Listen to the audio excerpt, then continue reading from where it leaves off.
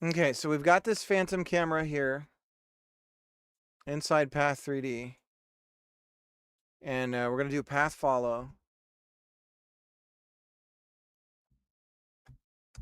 So I think we're going to end up tweening this whole thing instead of using animation player. And we'll just trigger for each of the tweens. So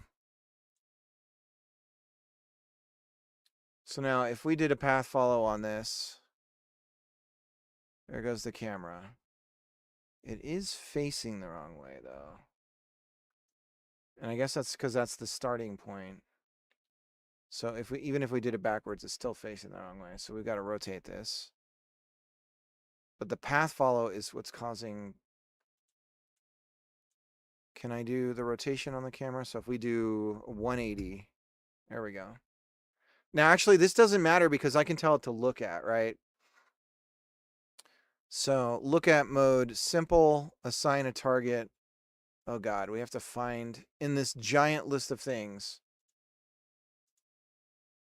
Let's point it at, I don't know.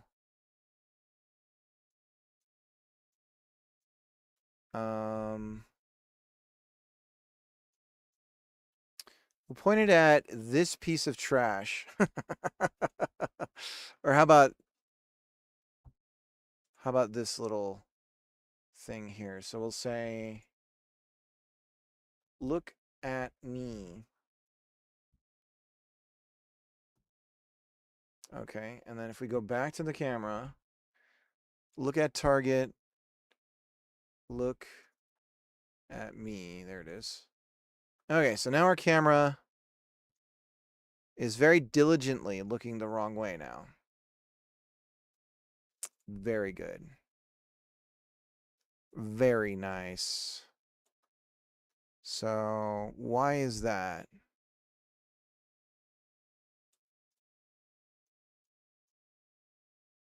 And that's because we've rotated the, nope.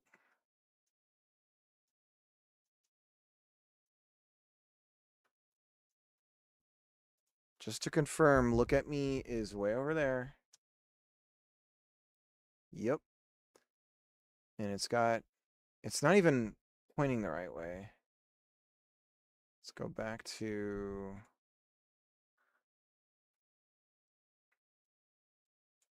phantom camera. Look at target, simple. Looks at the target in a straight line.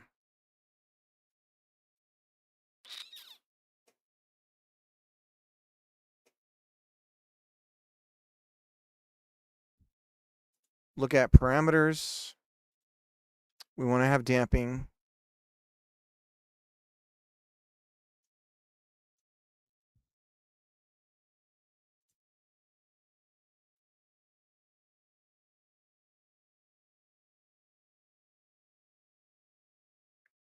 If I had to guess,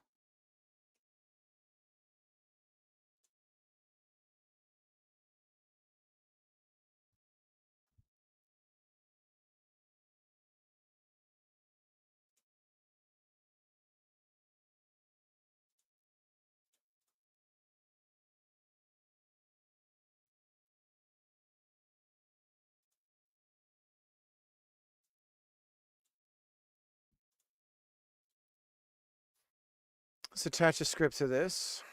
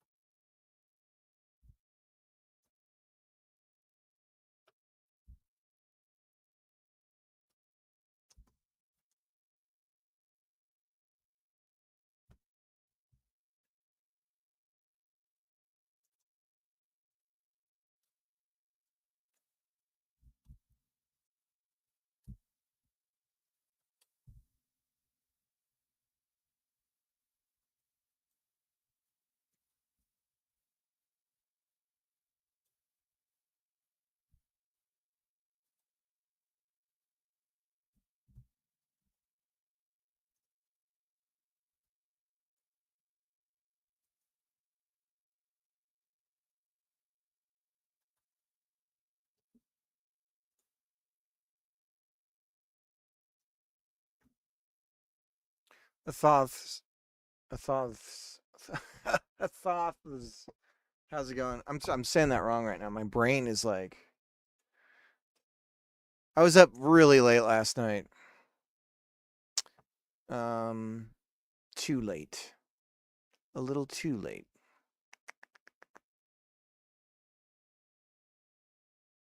Okay, so now we can just say for the path follow, we can set it on its merry way. Var tween create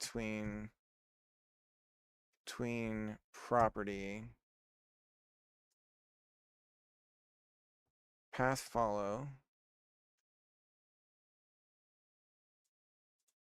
and progress ratio. If we just loop the progress ratio,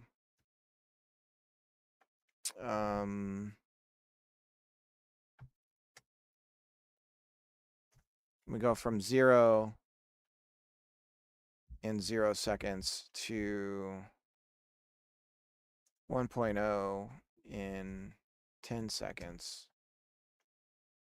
That should set the camera on a sweet little loop.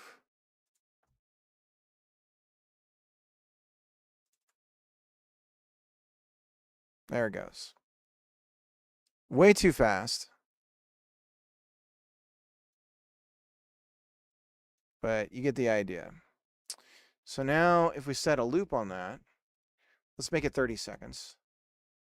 And then we're going to set a loop on the tween. Tween. It have many loops, brother.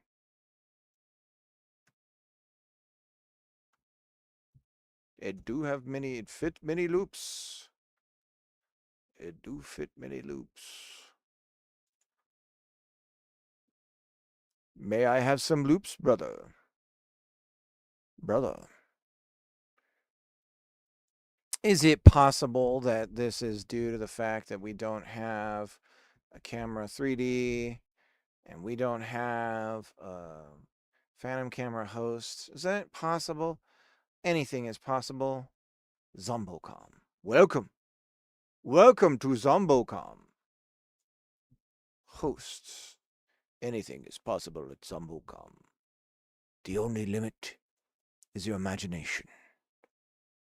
Wait a sec. So that's looking the right way. Now hold on now. Oh, look at that. We can preview it. There it's going. It's not looking though. So, but we got the idea. It does feel like it is looking. Is it staying looking at that little piece of trash? The little look at me? Seems like it is.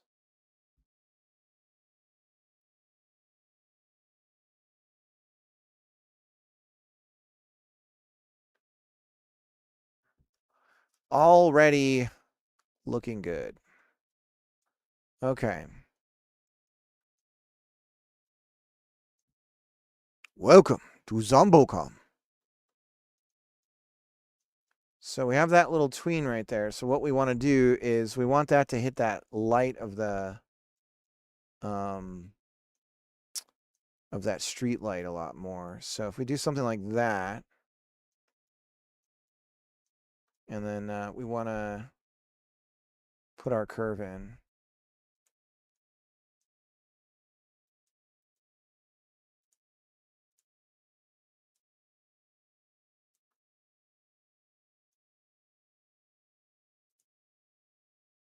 Now we're in the ground.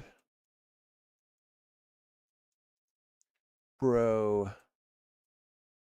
Didn't ask you to do any of that. This is more like it.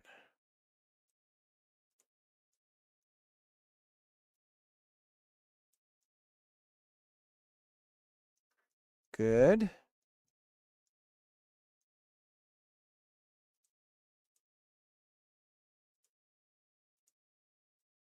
Bring it up more.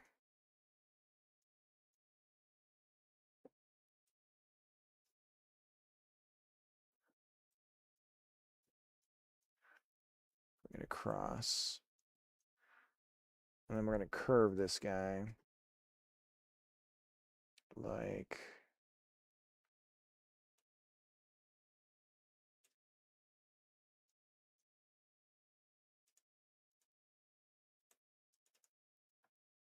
I hate that it does that. There we go.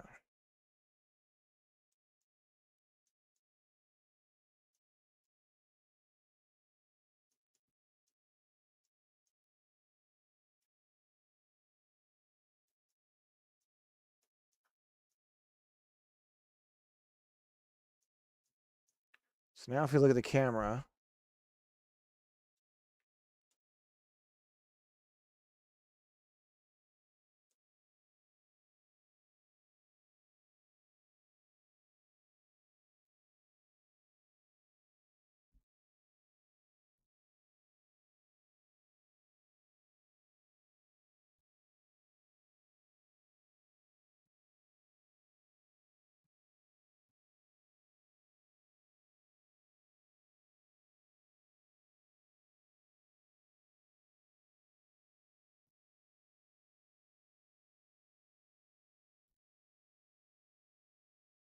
beautiful. Cinematic, baby. Okay.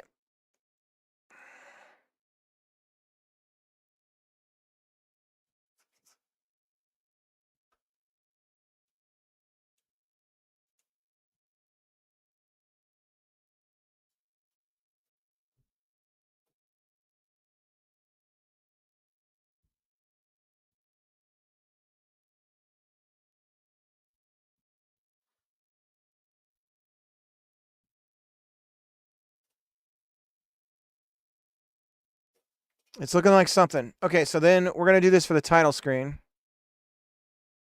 So if we just throw this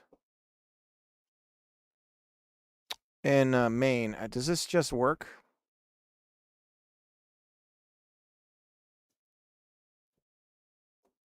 We're gonna run look for birthday gifts for Mike. Okay. Play Walmart Dollar Tree.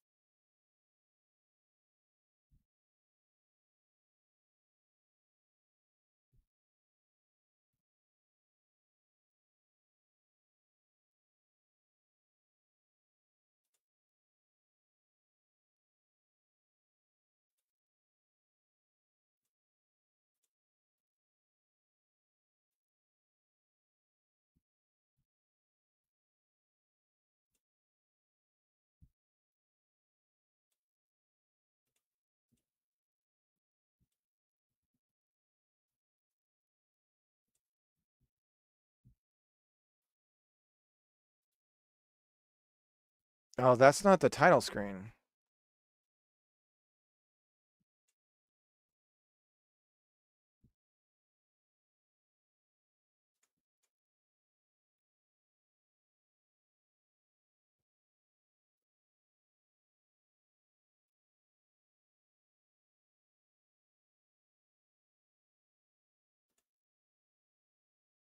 Where the hell is this overview thing coming from? Camera. Main camera. Bro, you are causing problems.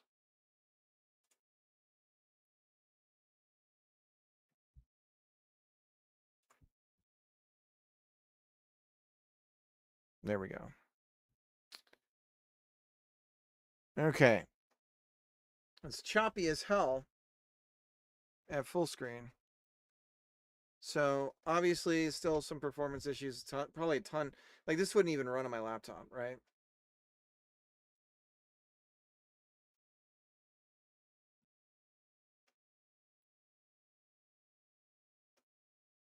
But we have something. I mean, that looks like something. So I'm totally cheating right now. I'm just slapping together someone else's blueprint and everything. And this is just like major cheat mode right now. But it does look like a thing. Um, Now probably like the ambient, probably the real thing that's killing performance is the um, volumetric, right? So cheating would be AI.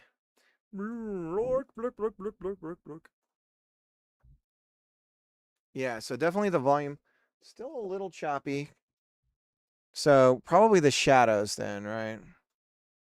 So if we keep the everything the same, we disable shadows. Still choppy. Still choppy. But we are showing the title screen there too. Still choppy. Killing our frame rate. Got shadows on the spotlights. Yeah, a little less choppy. Let's go back to the title screen thing here.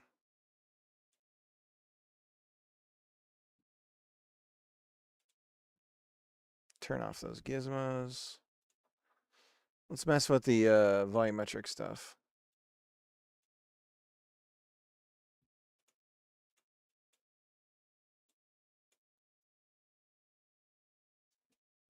Choppy. Here's the deal. This is a 4K. We're looking at everything from 4K, right? So, should I be rendering at 4K? Probably not.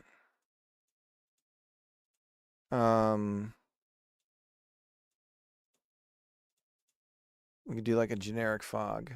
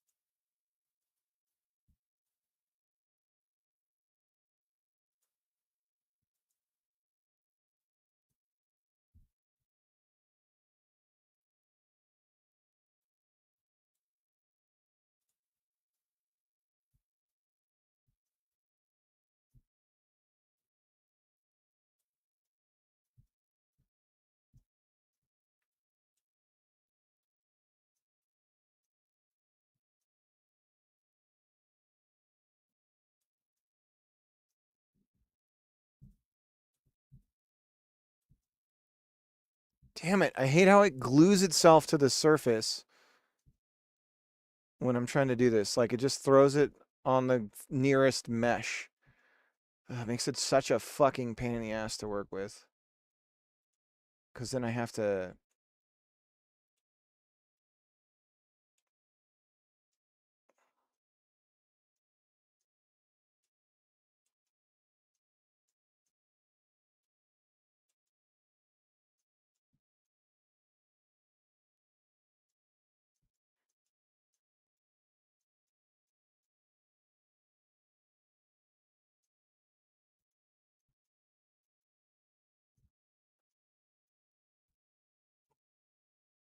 As long as it's smooth, right?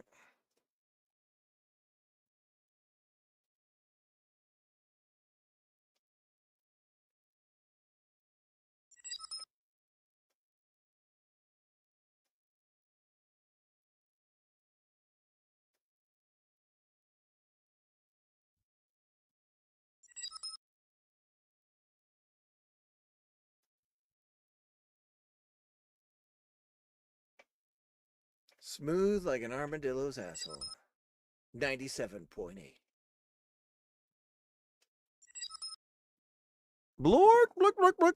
Dustin, how's it going?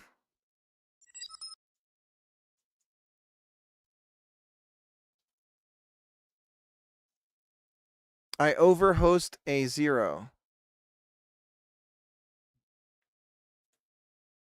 What? I was cracking up the other day after I rated LJ.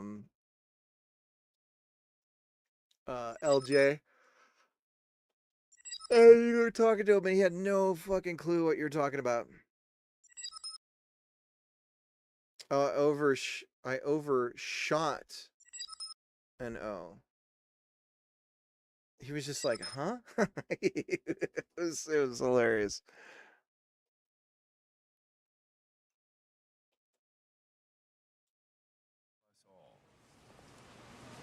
Oh, that's cool. Cool? Yeah, cool. You think it's cool? It's cool. It's not cool. Cora, thanks for the raid. We do a shout out. Anyone want to make me some tea?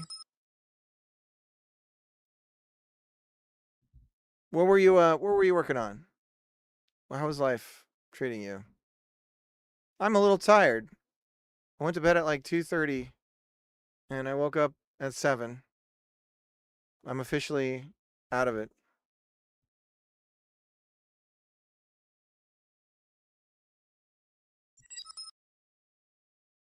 Oh, you're doing the C64 OS, right?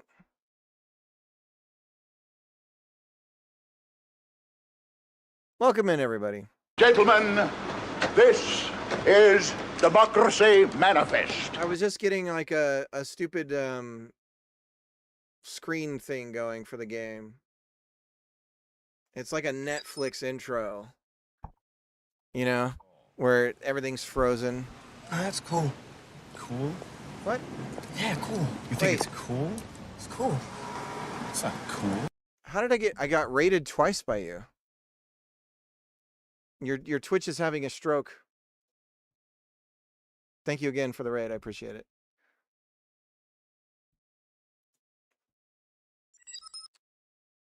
It is apparently. So the C64 OS, how's that coming along? I saw the Pac-Man thing, right? I perked up when I saw that. It didn't look like it rated the first time. Gotcha.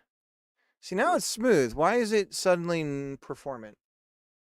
Does anyone know why all of a sudden I've got shadows on, I got everything going. And it's running really smooth. I mean, I'm not complaining. I'm just confused. Been working on a native assembler for the last couple days. Nice. And so you're prompting all this, right?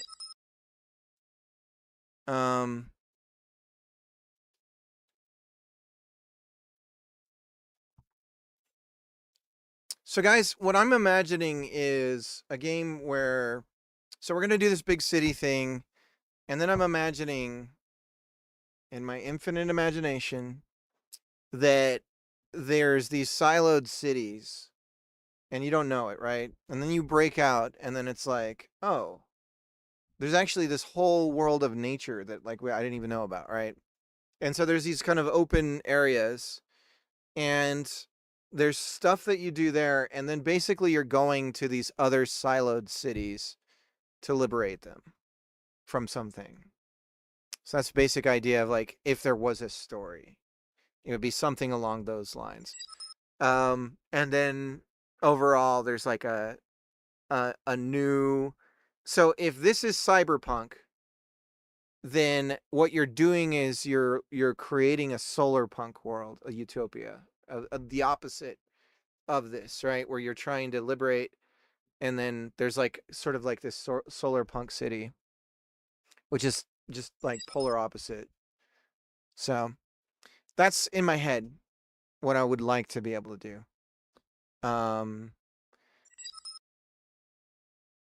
Solar punk promo, let's go. Yeah.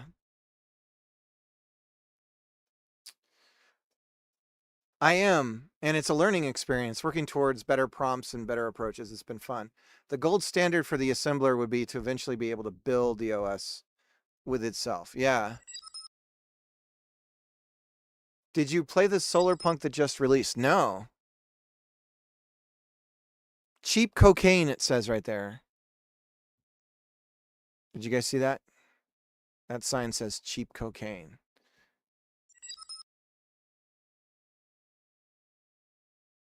But this leads into the open areas of flying so well. Yes.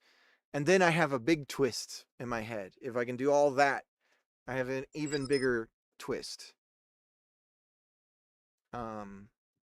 For the like tail end of everything, which I won't say. I'll try to keep that hidden while I'm developing. But I might open up the wrong window and then it'll just be like, oh, whoops. Pretend like you didn't see that. Anyway, so yeah, we got cheap camera movements. Path 3Ds are our friends, guys. Path 3Ds are so nice. Nobody praises Path 3Ds, but you really oughta. You really oughta.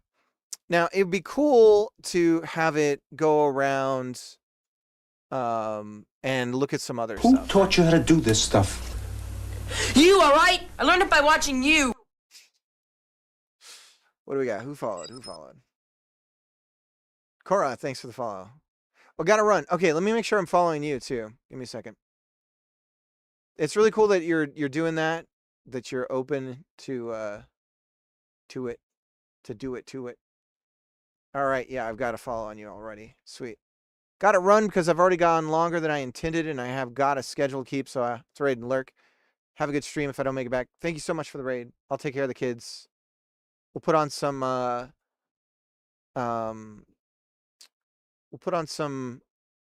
what's the Daniel Tiger? We'll put on some Daniel Tiger. Paw Patrol? Okay, fine. We'll do Paw Patrol. God. I have problems with all of them, really. But here's another thing I'd like to do. Well, let's just do it. I want to do one other thing here, which is, ooh, wouldn't it be cool if we were inside the building? Ooh, what if we were inside the building and we came out of the building? You guys follow me? Smell what I'm cooking? Let's get rid of those gizmos. So this is like a strip bar. I mean, I wouldn't know, but I've heard. So we could have a camera like go out of this window if I could scroll proper. Shit, we could even like, yeah, go through, out the window. All these overhanging wires. What a depressing thing. But what we could do is also just have a camera here and look at that light from the street light. Or is that the sunlight? That's the sunlight. The moonlight. Oh, hell yeah. Look at that shit. So bam, put a camera like right here. And then just do a pan. A Peter Pan. So you know what we do for that? Do you guys know what we do for that? Because I do. All we do is we put a camera right here. And then we do another Path 3D. But instead of moving the camera, we move the Path 3D and we tell the camera to look at that thing as it's going by. And now we can design a panning path for the camera. So we just move that path around, and that's where the camera is going to look and do its pan. Right? Pretty cool, huh? Pretty neat, right?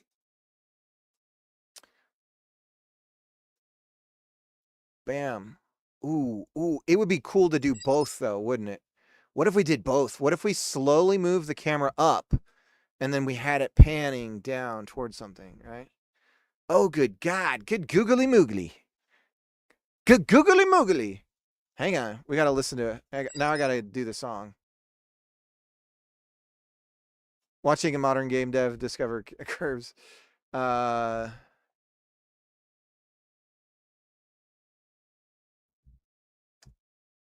We'll do the 007. Here we go. Stupid commercials.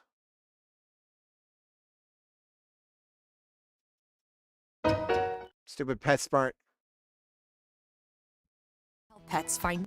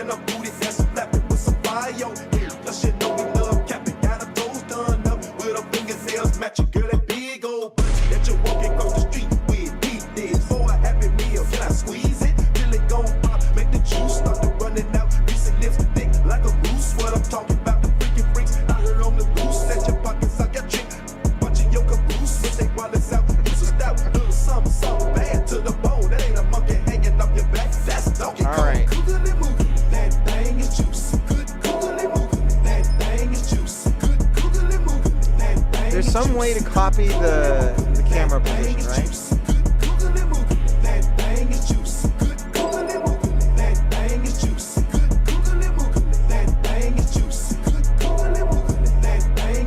How you go bounce around with all that, saying you ain't all that? Everybody at you wanna hit you like a ball bat. That thing make you look back, be like, bang, who is that? You can say the hiney on a hiney, I'm pursuing that. A dirty South hoodie rat, trying to hold goodies back. Waist like a waltz, but cheeks fucking really fat. I'm round big, old school, squeezing on a boom, bugged up, talking in a place. What you wanna do? Nice dance on your body, nigga coming up. Here we go, current. No, we don't want to do current. Guys, how do you copy the camera? You can take the current camera, the current viewed camera thing that you have set up, and apply it to a camera. How do we do that? Align transform with view. There we go. And then align rotation. All right, we got it. So boom.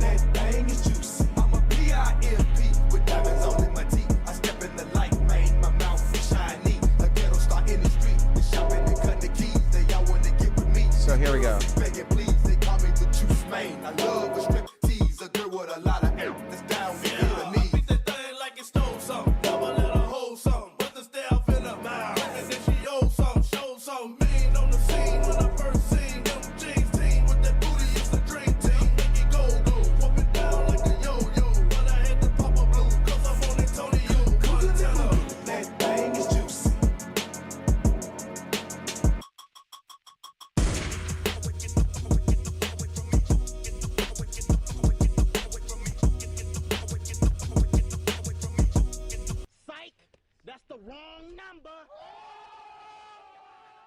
All right. Sorry, I had to get that out of my system. Good googly moogly. Let's go ahead and add a marker. Marker. 3D marker. There we go. Good googly moogly. Oh, we want to do gizmos. Here we go. And then we want to do bloop right there. Okay, so we're going to move that up. Oop. Oop, oop, oop. Right there. Okay, so now we're kind of lined up with where the camera is. Now what we want to do is we want to swing the camera around. Bring it around town. Bring it around town. Bring it around town. So this is like on a dolly, just like in the movies, right? So we pull the camera back like that. And then as we're doing that, there's some guy going, whoa, like that, right? So he's moving the camera around. And hopefully if we can line that movement up. So now we're going to do a path 3D again. Okay. And then here we're just going to create something in space. So what we want it to do is start about here and then move, move, move, move, move. And then Spielberg, eat your heart out, right? So we do that. And since we're tweening the, since we would be tweening, so here's the other thing. We need to make sure that this looks up at the camera position, right? So we're going to grab this and move it up. Whoa, no rotation. Okay, so boom, we bring it up there like that. And that needs to be, let's go ahead and put a path follow on that. Boop. And then we're going to put a marker there. Reset the transform. Okay, so now we've got a 3D marker for that. Let's look at the camera. Okay, we don't show the marker, but we're looking, it's right here on the car. So we're actually kind of somewhere in the center there. So we're going to take our path 3D here. We're going to scooch it over to about there. Okay. Now we're going to bring it around town. We're going to bring it around town. So we're going to go something like that. So it's going to start to pan down. You're doing it, Peter. So we're going to pan down like that. And then this is going to come up. Now, how do we time the two to be right? That's a good question. What we want to do is tween both of these exactly at the same time. So the beauty of all this is we can actually set the tweening up here. So when this one finishes, we can just start to tween the other stuff here. So we have the path 3D camera 2. And this is camera 1, camera 1, camera 2. Camera 1, camera 2. And this is pan camera 2 pan look at. And actually we'll call it camera 2 pan path follow look at. Path follow 3D camera to look at. Okay. So we need another camera in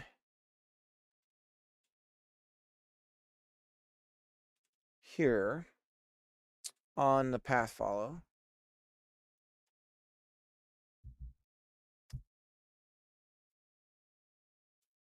And we do phantom camera like that. And then we're going to look at simple and look at, okay. I don't know why it's looking there unless we're already, there we go. So should work. I don't know why it's not.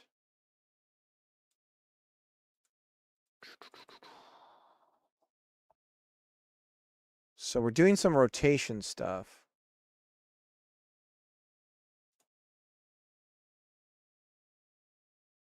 I mean, that's working. See, it's not looking the right way here either.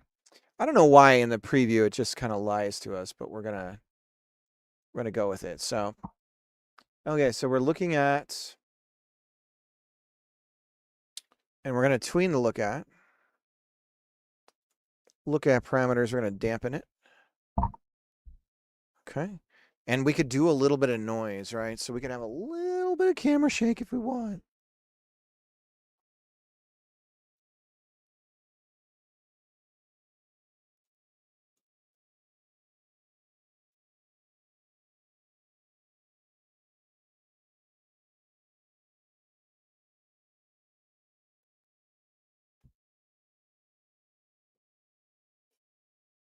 I'm getting all caught up in this. I should take a break. This is not making the game, guys. I'm not making the game right now, you know. We are not making the game. Okay, but we got these two path 3Ds. That's the OG path follow camera. We'll just say cam 2. How about that? Lower it a little bit. Cam 1. Cam 2. And this is cam 2 pan. Okay. Now, these marker 3Ds. Okay. So once we finish this one, we're going to start. So path follow. So we got 2 more path follows. Path follow 3D, cam 2, path follow 3D, cam 2, pan. Okay. So then path follow cam 2. And why don't we just reset this one as well? Progress ratios on both. We're not running parallel, but we are going to run parallel on the pan. So we're going to set progress ratio to cam 2 pan to 0 as well. And then here we're going to say these are going to run parallel. So tween property cam 2 after the other one finishes. And then this one here, we're going to say parallel, parallel.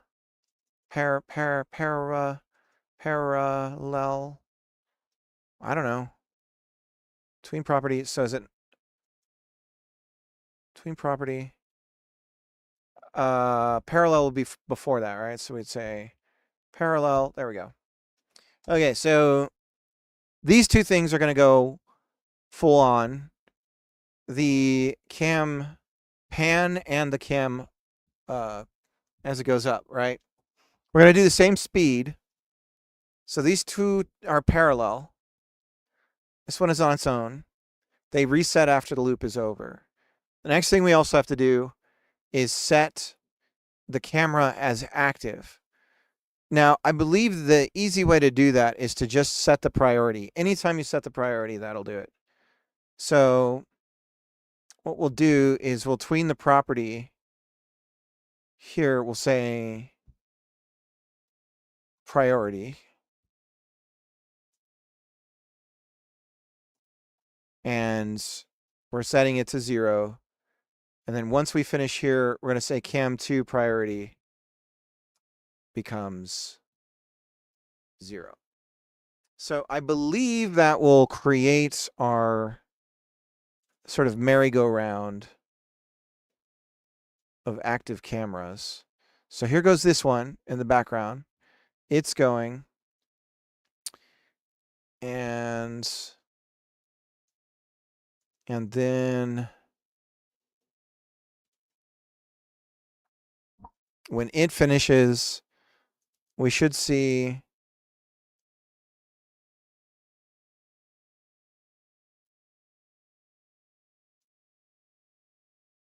the other go. And it didn't. Oh, it didn't because we don't have them set up yet. My bad. So we got the look at and we got the cam 2. Okay, close and reopen. Okay, so away it goes. Super slow, 30 seconds.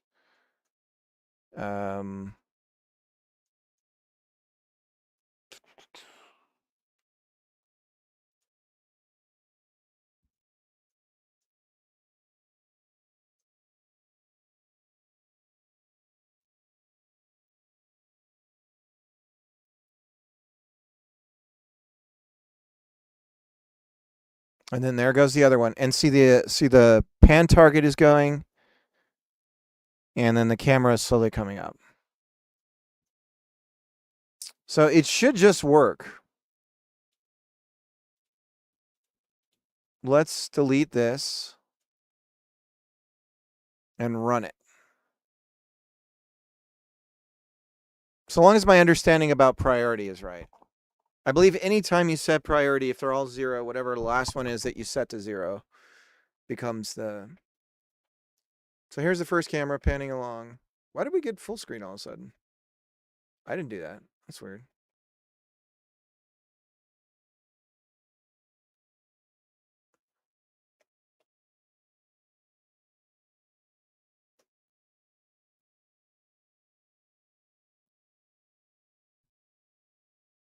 Whoa, that trips my eyes out, man. So that is because Godot crashed. Even Godot is like, I can't do it, man. It's too much for me.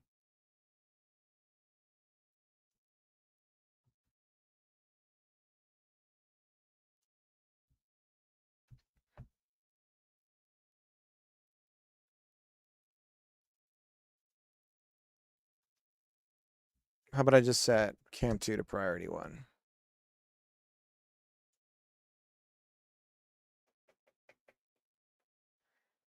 There it goes.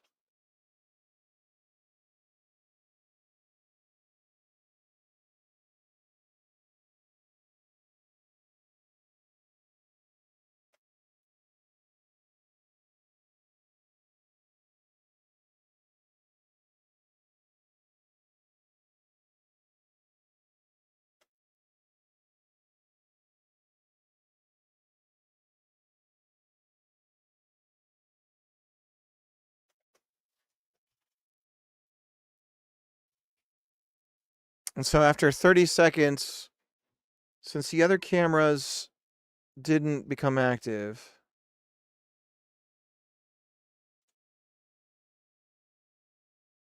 the priorities haven't changed. If we look on remote, game,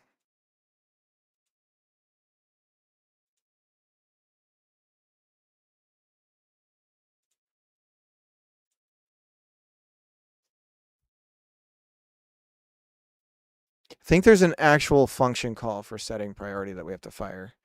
I don't think we can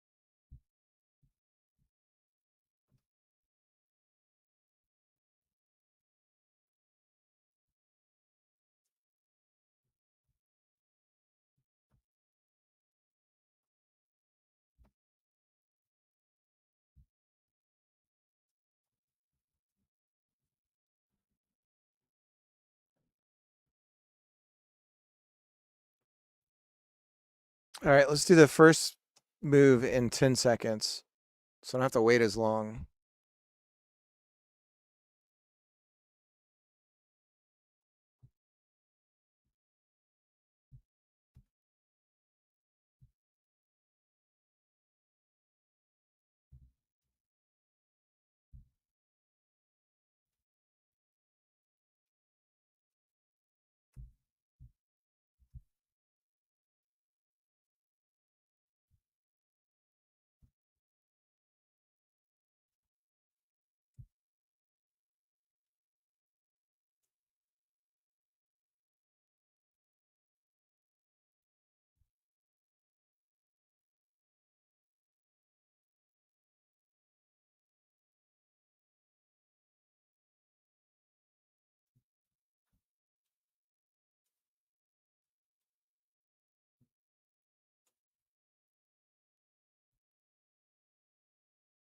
Between property priority does not exist in object. Oh, it's because it's not the camera. Oh my god, I'm an idiot. Okay. So export var cam1 is a phantom camera 3D. And then cam2 is a phantom cam 3D. And that's what we're going to do. Cam2 becomes priority. And then cam1 becomes priority here. And then we got to set them up. So we go cam1 equals this one, and then cam2 equals this one. Save and reload. Oh, we set the wrong one. And that's because... Why? Because of all the wonderful things she does. Because of all the wonderful things she does. Go. Oh, there we go. That's what the pan's going to look like. Oh, hell yeah. Look at that, boys. Okay, so we just got to get some of the timing stuff right. Beautiful. Oh.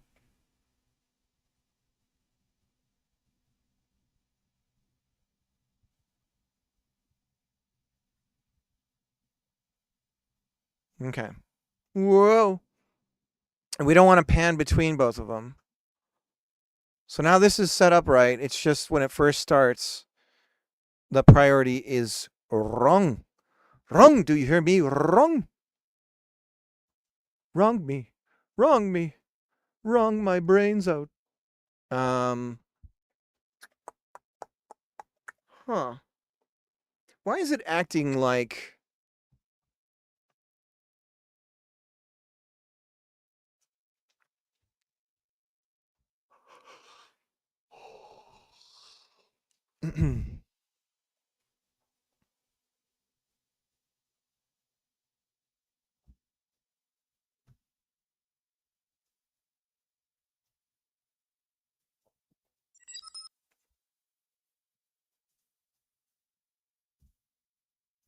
Nymphus.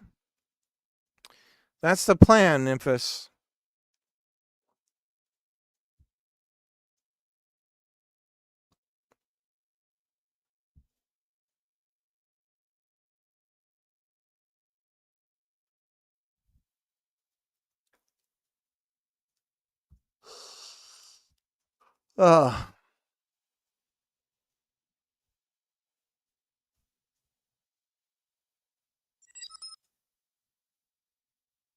Looks cool from the editor alone. If I can get... Appreciate that.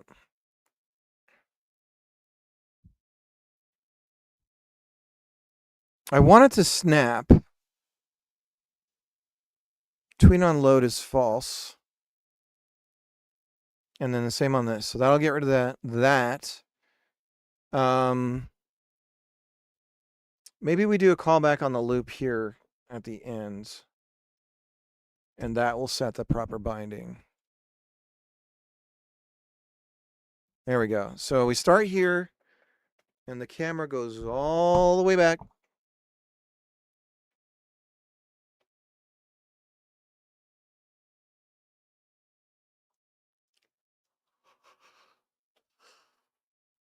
All the way back.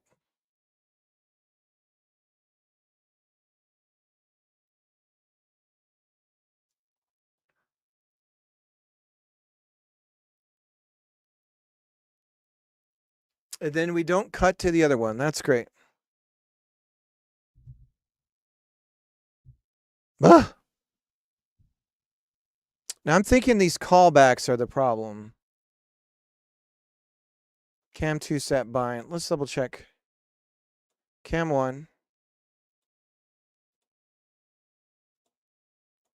Cam 2. Camera 1. Camera 2. Camera 1. Camera 2.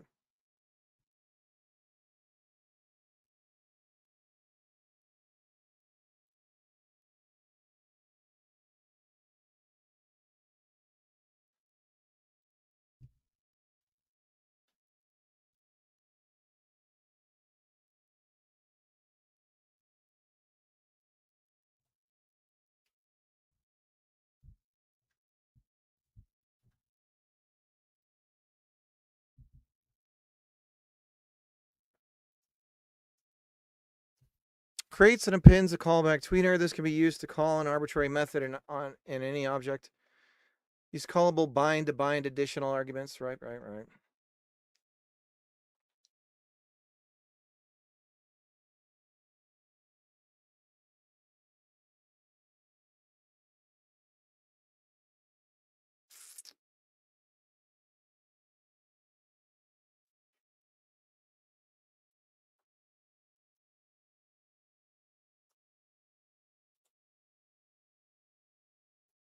Oh, one of them's priority 1. That explains why we'd never switch over to the other one.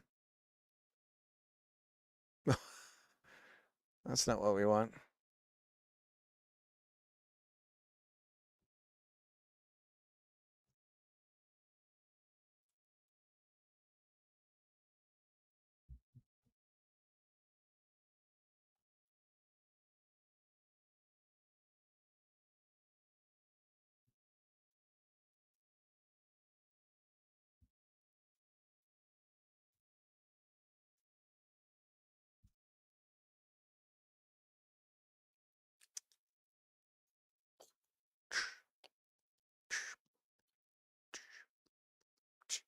I think I know what's going on. Camera 1, set priority 0. So because the scene order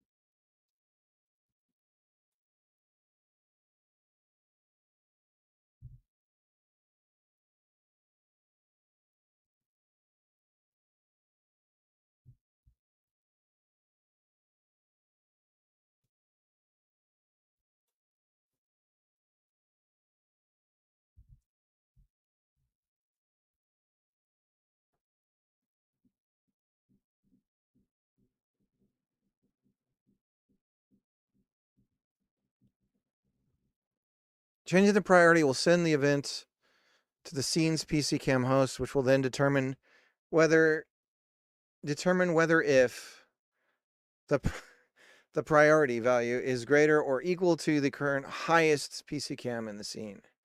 The PCCam with the highest value will reattach the camera recording. When a new PCCam has the highest priority, it will trigger the interpolation of PCCam. So the one with the highest priority will be what decides what PCCam a Seams camera is attached to.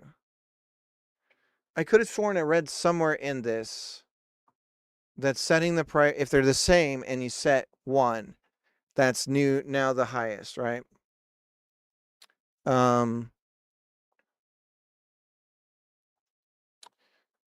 So I feel like if I get rid of these altogether, what happens to our default priority cam? It's pretty cool though, right? I mean, just out of the box, kind of having someone else do all the work for you. Look at how cool you can make things.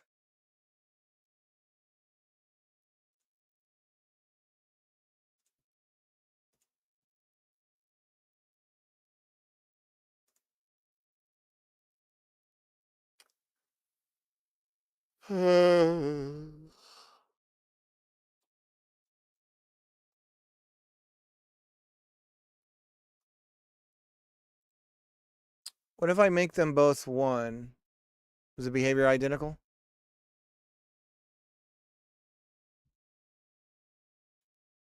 What if I move this up the scene?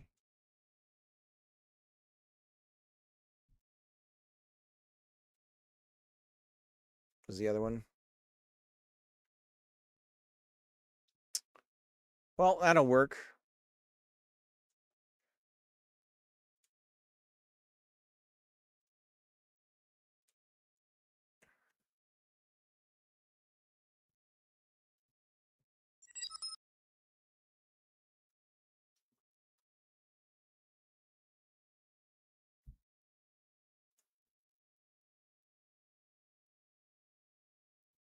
First 0, then 1.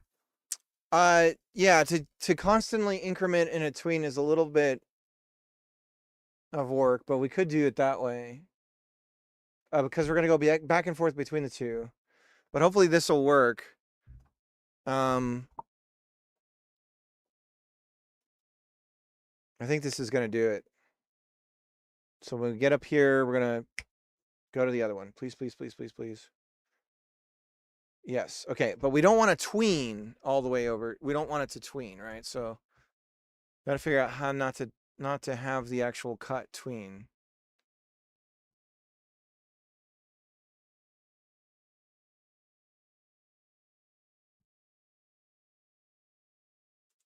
So if we get rid of the tween resource on both of them, see if that does it. I think I got it.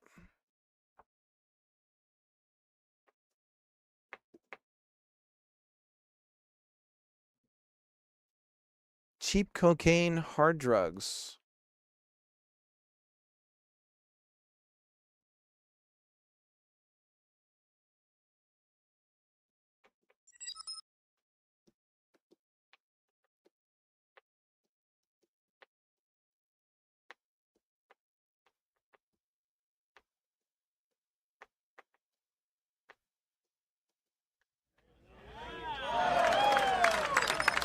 So we don't want it to.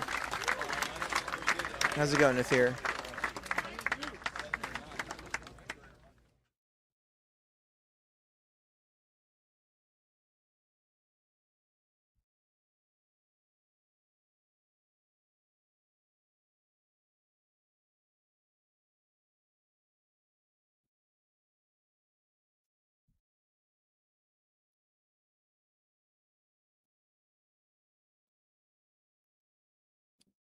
So those two things didn't change anything.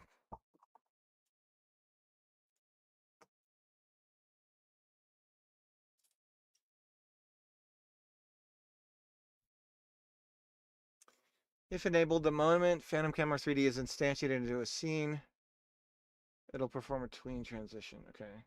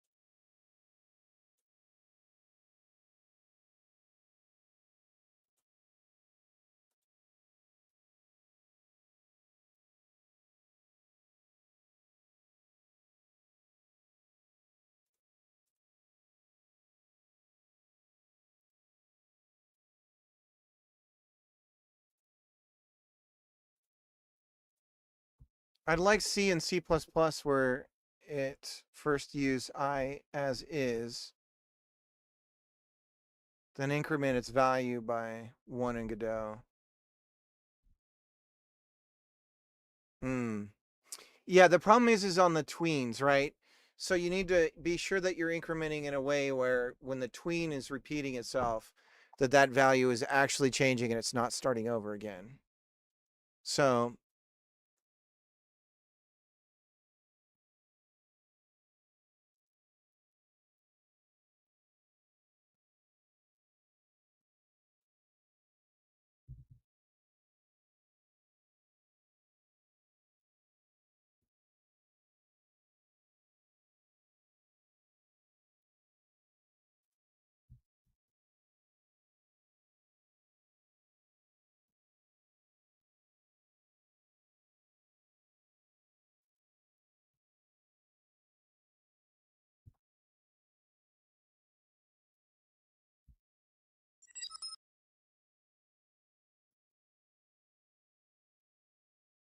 how do we get it to cut? Is this on the host setting?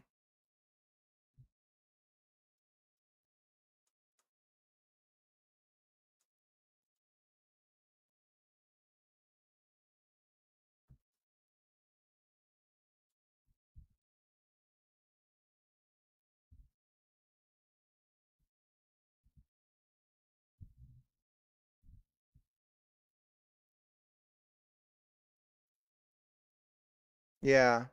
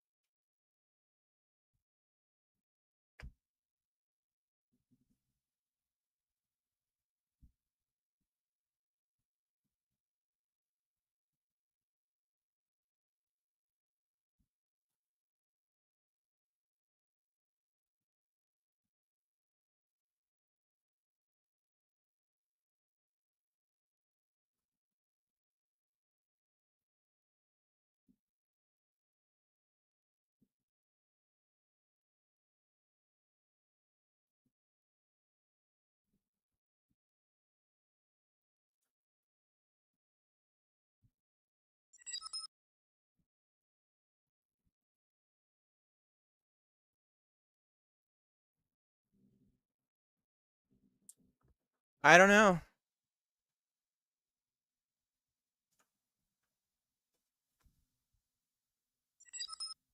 Defines how PC cams transition between one another. Determines how transitioning to that instance will look like. So if I don't have a value there, it's going to make up 1, I'm guessing. So that's what's going on here. So if we go to tween, duration is 0 seconds. That's a cut. So if we change it to 0 seconds, it'll cut instead of I don't know if it's going to do it since we've already loaded.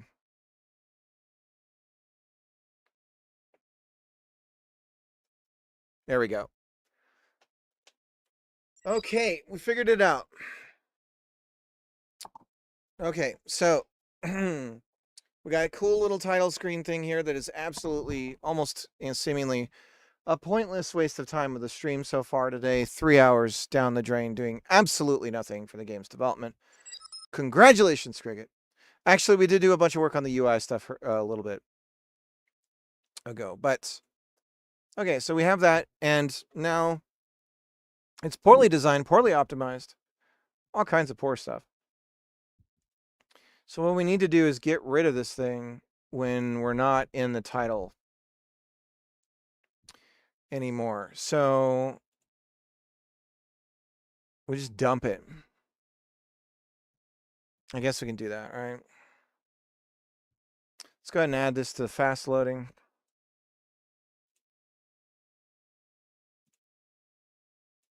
But for now, moving along. What do we want? We want volume controls. if you just have a pause menu and a slider for master, audio, bus, and music and SFX. Pretty straightforward stuff, right? So now there's some way to create the bus if it doesn't exist already. I think it does. Yep. Okay.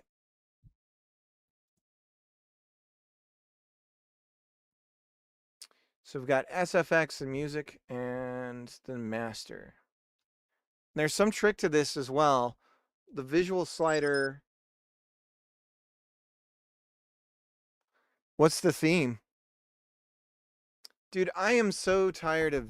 Why am I so short right now? There we go. Did my son... God, somebody's coming in here and messing with my chair. That's why.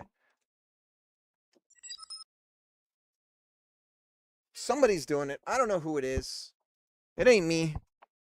It ain't me. It ain't me. High score chasers. They missed an obvious theme for their first jam.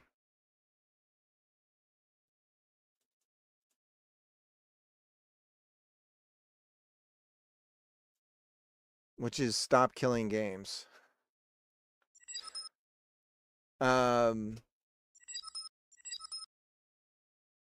Rules are hard too, really.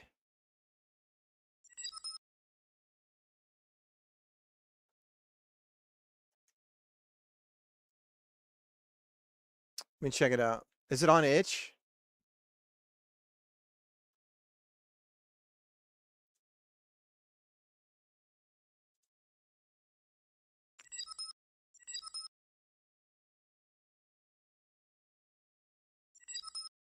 High score chasers. Rules. Entry must follow itch's terms of service. No, not safe for work content. Must have the rights to all asset.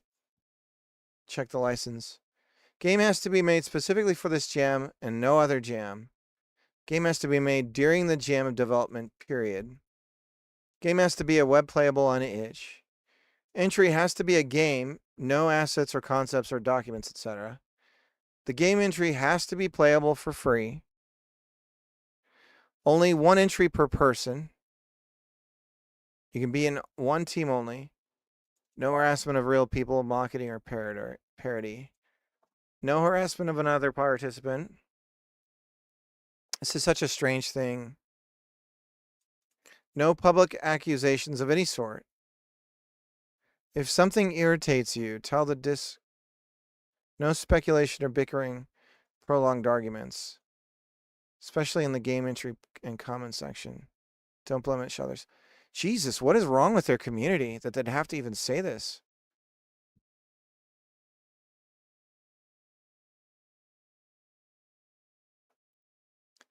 The jam is community judged, so the submitter of every team can judge other entries. Just the submitter? Okay.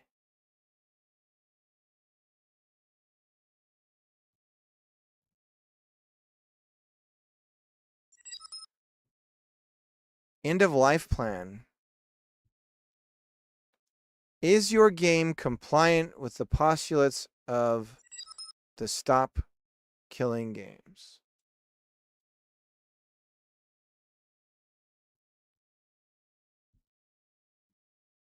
It's a good thing they added a link to that. That is a little bit of irony there, Mariano.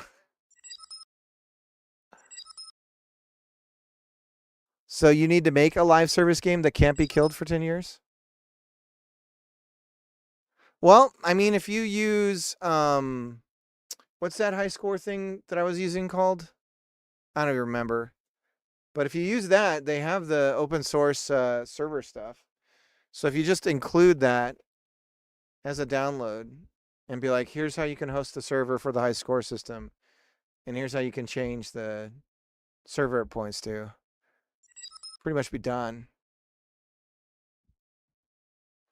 But I mean, this is kind of crazy because I mean, it really does make the argument for the other side kind of clearer. Esport tycoon game, but I have no clue what playability would be. Oh yeah. Um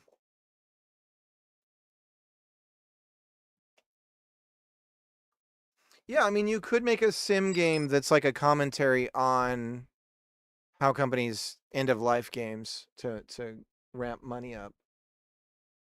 Like you could make it a mechanic that anytime you're needing money that you kill a game, a live service game, to try and move players over to the like current one or whatever, right?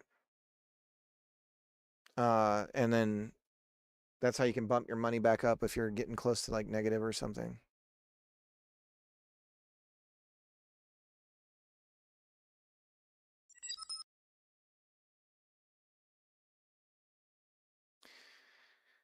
I think um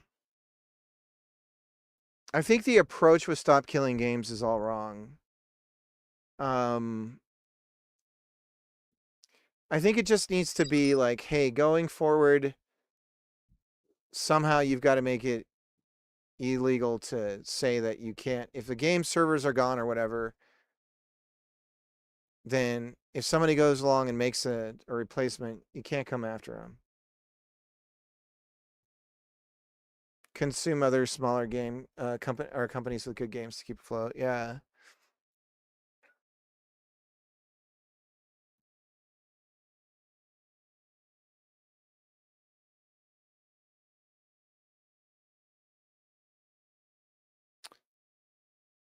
Postulates? Is that the right use of that word? Suggestion, assume existence, fact, or truth of something. Postulates. But it's a verb. Postulates is they're nouning a verb right here, right? Is that why this sounds weird?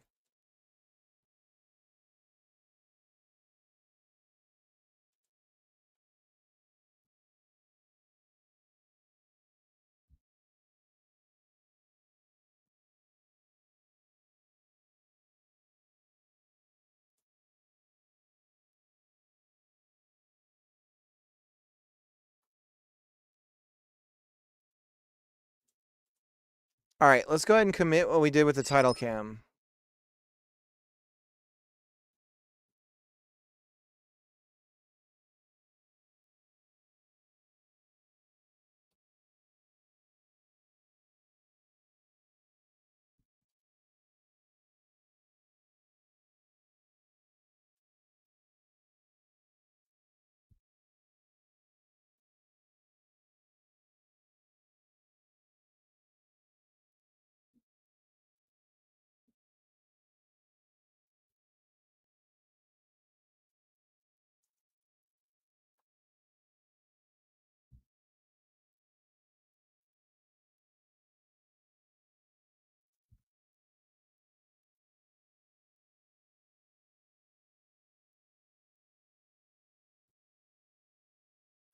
Reverse engineering for emulation is legal.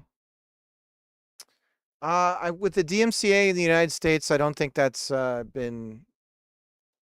I don't think anyone's actually done the see it through in the court of law to find out if the DMCA's clause of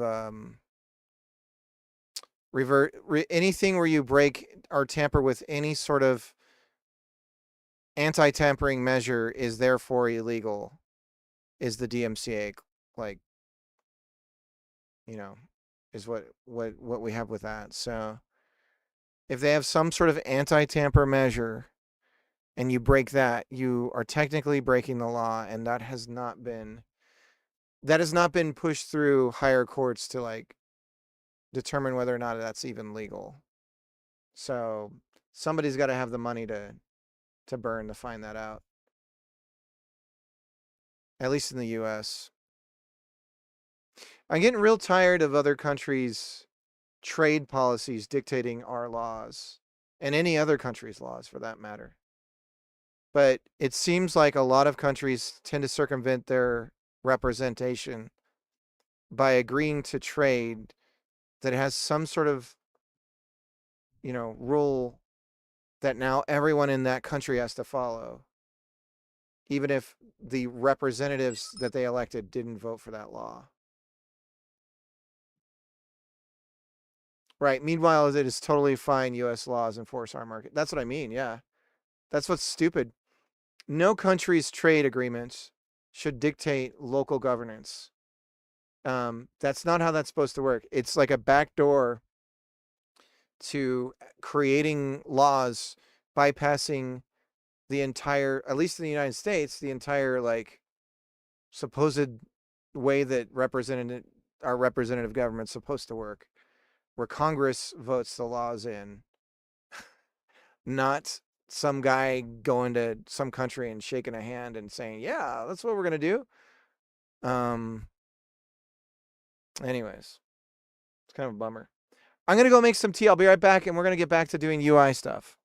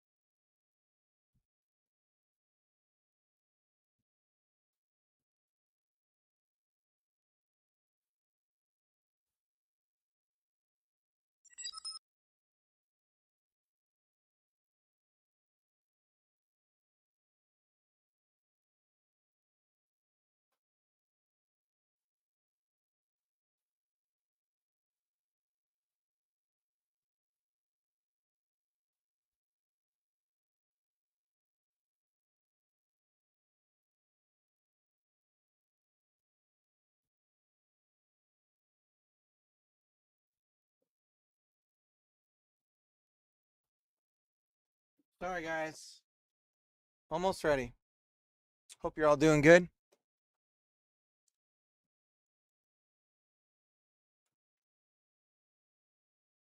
I'll be right back. Tea took way too long. My kids and everyone disappeared, so I had to figure out where my family went. It was the whole thing. I'll be back. You know what? Maybe I'll play a game or something when we come back, because I'm feeling a little burnt.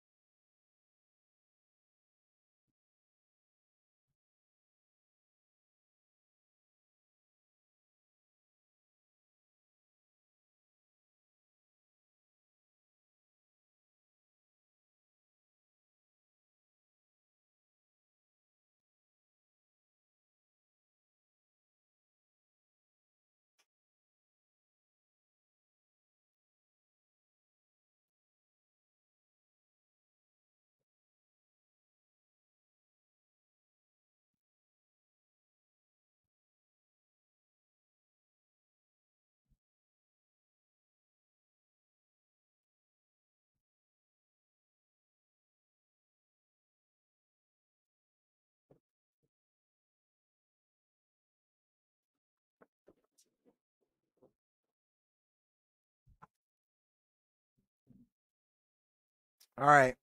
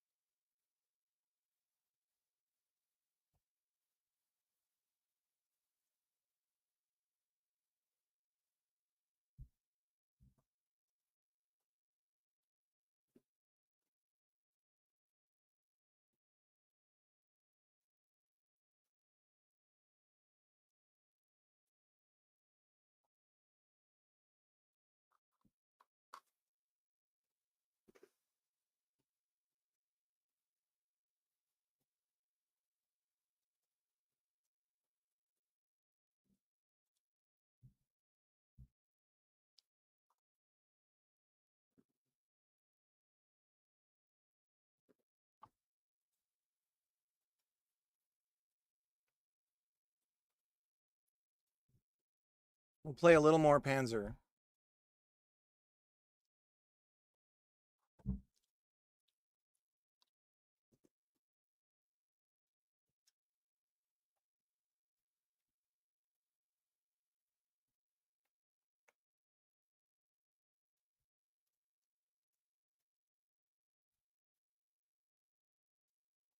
What in the hell?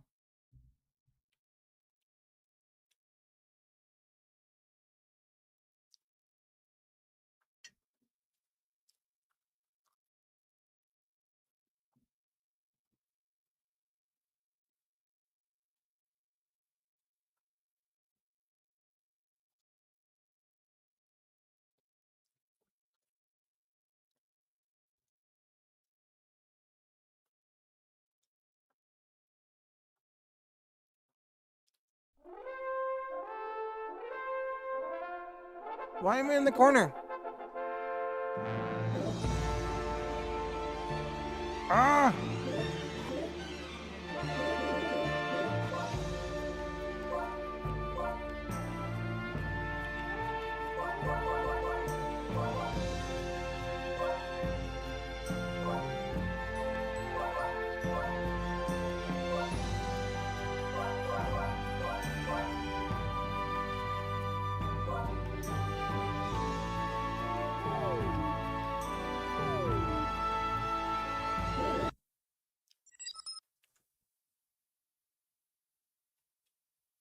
It's a remake or remaster.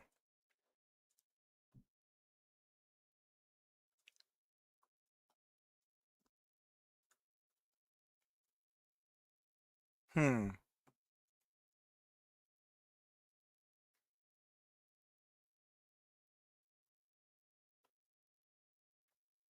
Ah! Sorry, guys. I got to figure out how to force it to be. Um.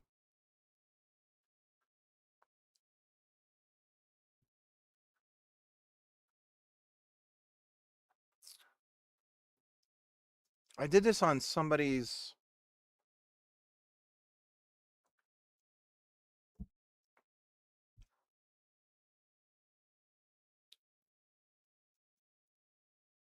Mm, they approved my icon. They just haven't done the images yet. Was it Typing of the Dead? Maybe this was it. No.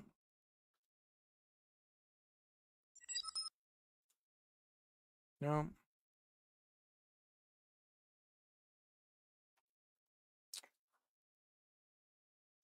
Dinsha attack?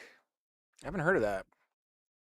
Force, Steam, Command, Force, Resolution. W. It's that simple. Is that going to make it force full screen though?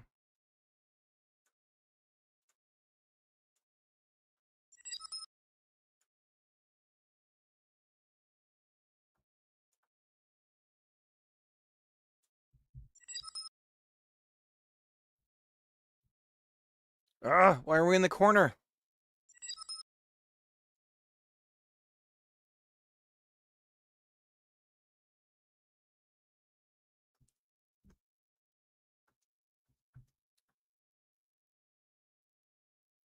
Uninstalled Zuika. I think it's because this is a different machine. Oh, this is that train game. Yep.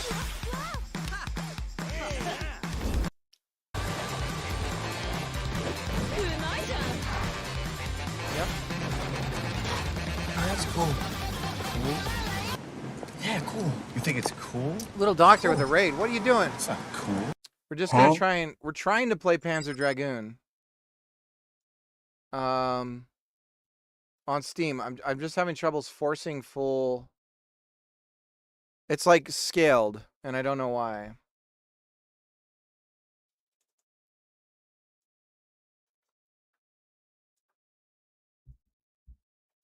How was your stream? Oh, dash full screen. Okay, we'll try that. Go back. Well, we were working on the title. I can show you what I was working on today, which was this little panning camera intro thing. We also have a working title for the shooter thing that I'm working on, which is, right now is Trapgate. So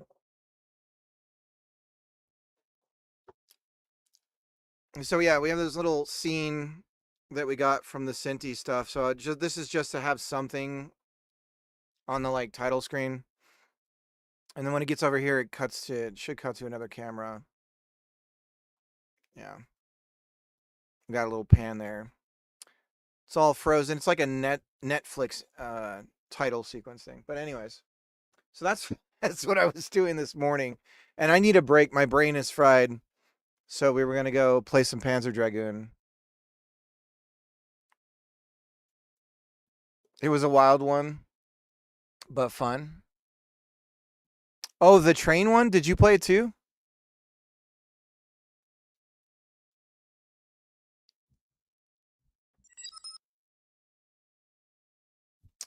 Undertale?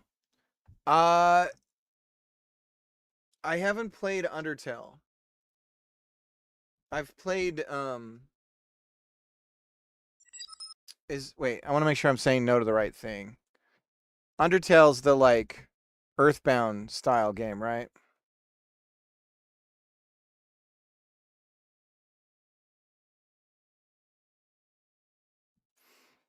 Yeah, I haven't played Undertale. I played Animal Well, but that has nothing to do with what you just said, so pretend like I didn't say that and that I'm still cool. Ah! So yeah, we're trying to get the resolution on Panzer here to be right. Not sure. It might have something to do with like maybe we need to change a compatibility mode. Undertale is the game. Undertale is an Undertale kind of game. God bless it. Why is it doing this? It might be one of the games if you think about it. If I'm thinking about it. Why are we in the corner?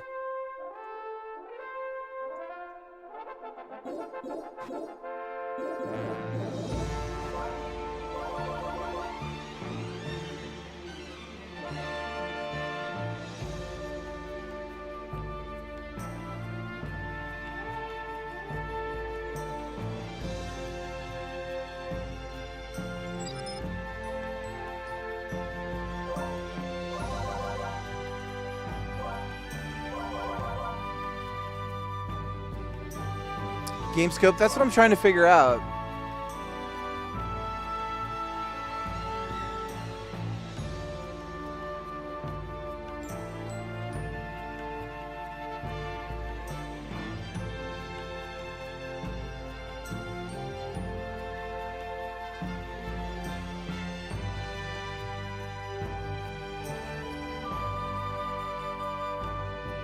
There's S stretch. Let's try that.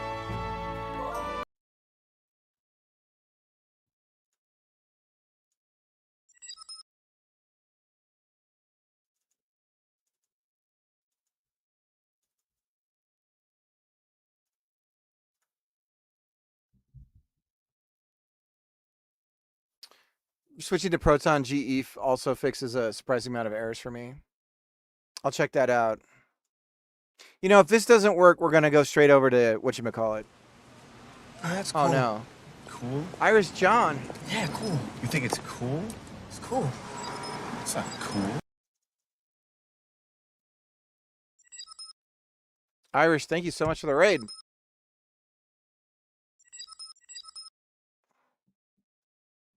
Jern, thank you. Thank you, thank you. Lots of people coming in, thanks. Turgis. Is it Hario Cat? Thanks. Word up, homies. What about townhouses? Evie Smash Games. Please sit down and have fun. Just sit down and have fun, damn it. Turgis, thanks for the follow. I appreciate it. Irish, how's the game going? It's out, right? Can we plug it? I can't believe you've done this.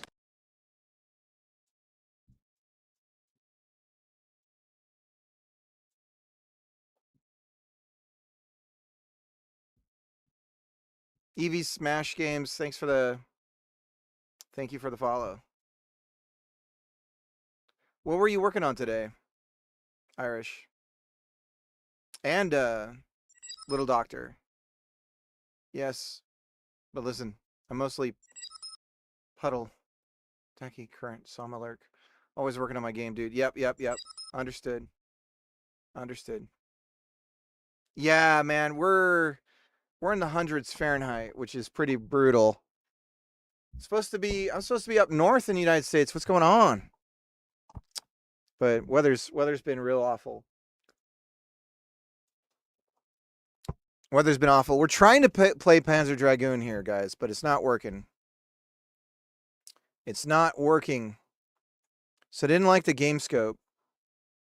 So let's try. I might have gotten the game scope command wrong. It seems like it's right, though.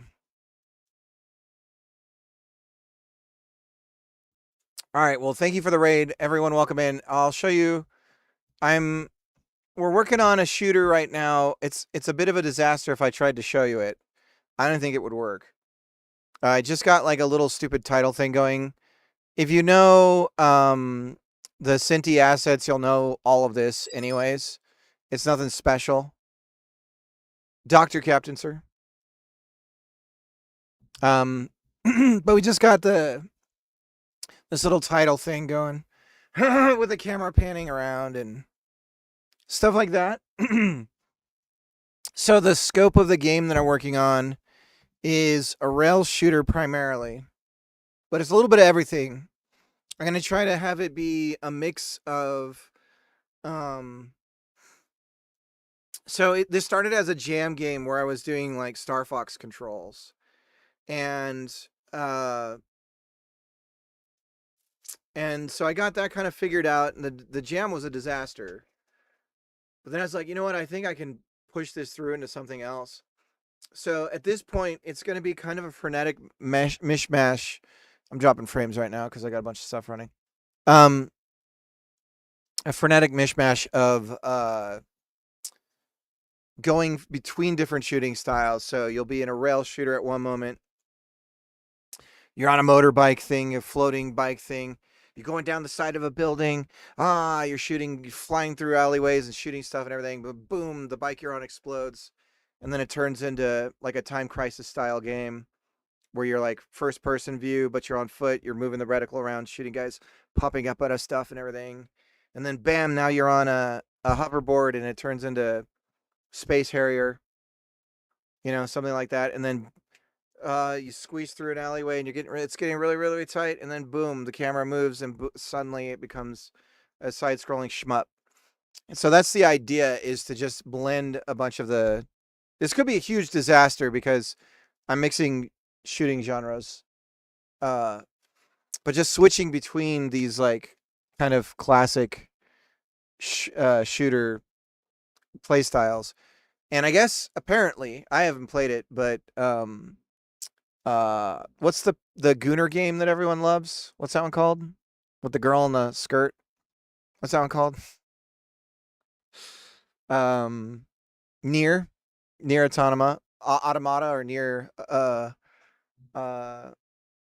however you want to say it, but that one apparently is Automata is like that as well. So just call it a Gooner game. That's how you win people over. Anyway, so trying to do some Panzer because it's kind of related to research, and I can't get the damn thing to run, so I'm gonna give it another shot. Well, I can get it to run, it's in the corner. So I guess we could let's try hotfix. Just see if that helps.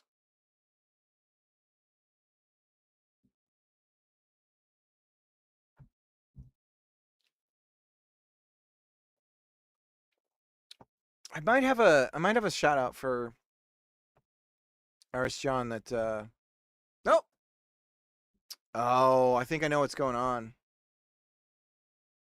It opened on the wrong screen. I think it's looking at my secondary monitor as the primary resolution, even though I'm starting it here. Yeah, that's got to be it.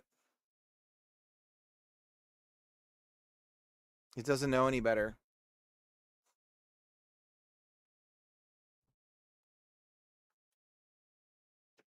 We can try and push the resolution up, but I have a feeling it's going to run like crap. Let's try.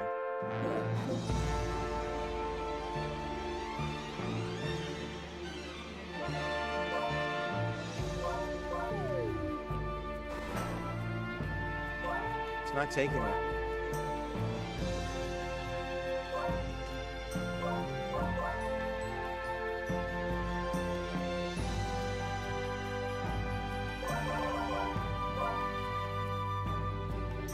This is a nightmare.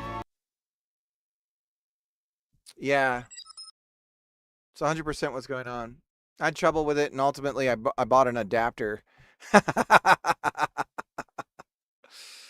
That's hardcore. That's like a hardcore solution. I guess what I could do is play it over here and then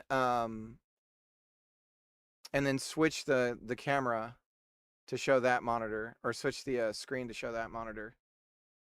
So I could do that. Damn, what a bummer. I was going to take a little break and play this. I guess what we can do is just get back to work though, guys. It's a sign from the gaming gods to continue working on the game. Could disable. I could. Can you just unplug? I could. Everything would be kind of a disaster. Let's try that. Let's do... Hang on. I'm going to run it again. And then while it's booting, I'm going to unplug the second monitor.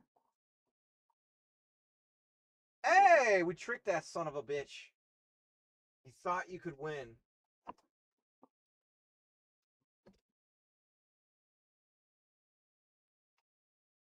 All right. That worked, Jacob. Hacks. Seriously. Okay, now the thing is we probably don't want it on the full. I'm going to try and change it. Watch this, just break everything and be totally pointless. Now, supposedly I've changed the resolution. I don't know that that's... Yeah, it's all blurry now. Great, okay. Let's go back to where we were. We're not very far in it right now. We're only on episode 3. I know, right?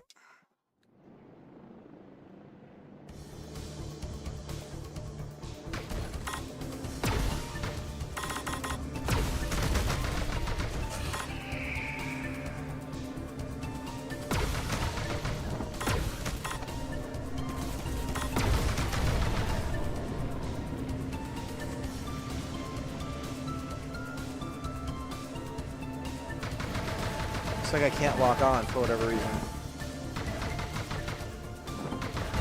There it goes.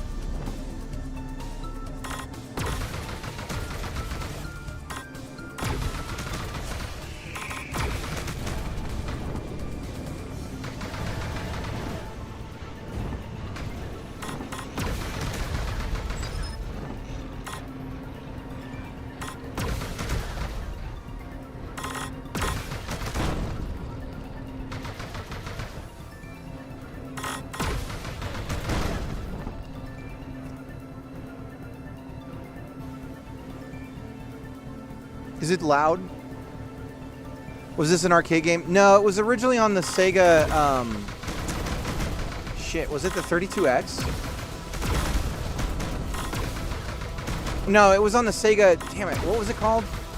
The one they launched day one without any notice?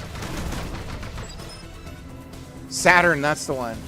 Was Saturn the one where they just quietly launched it, launch day? No, nobody even knew it was happening. Was that the one? Sega did not know what they were doing.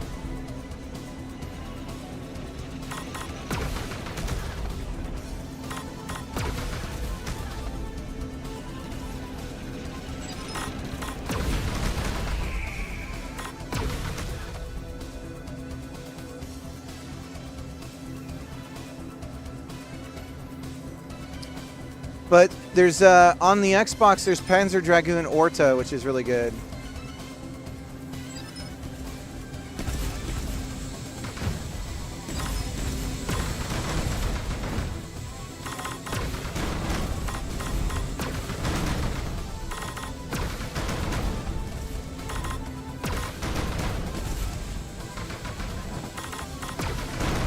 But I've never actually played this one.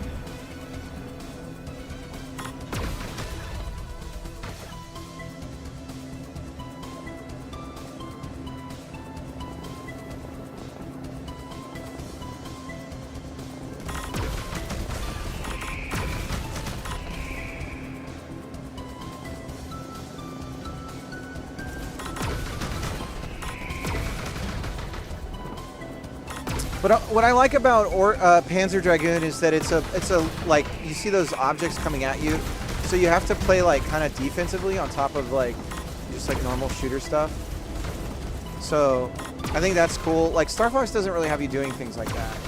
They're both like Z-Rel shooters, but Panzer has like a fixed, like it does more camera movements, a little more cinematic and dynamic with its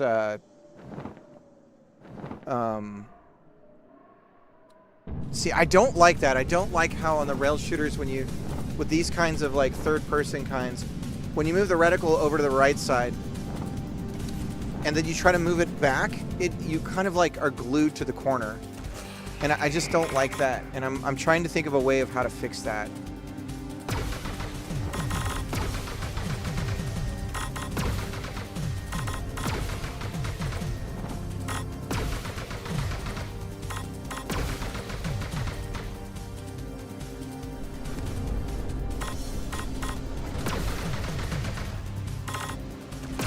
Oh shit!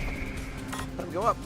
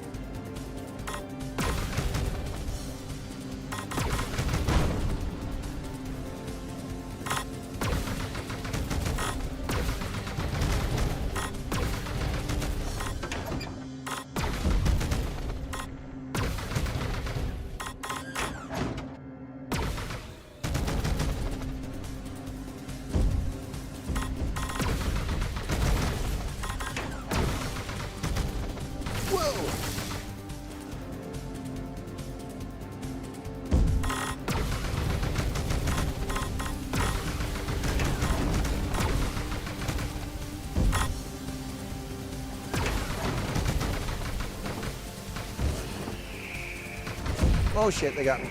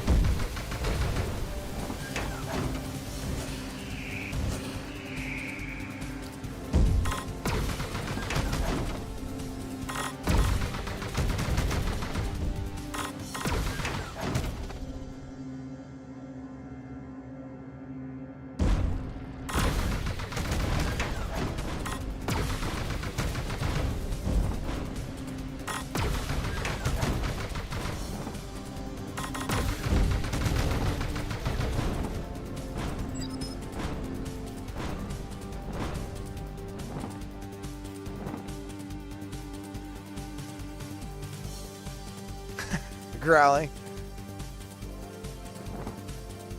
Completely blotched the launch. Yeah, that was wild. Shadow drop a console release. It's like, okay.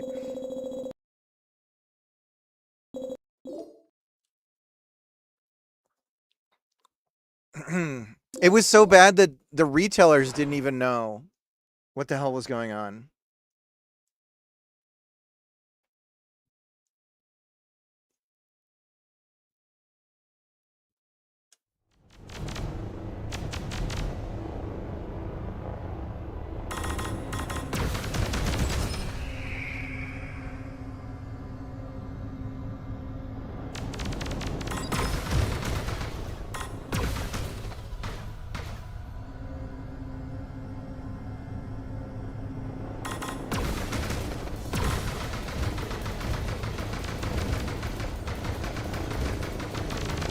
I'm getting swarmed.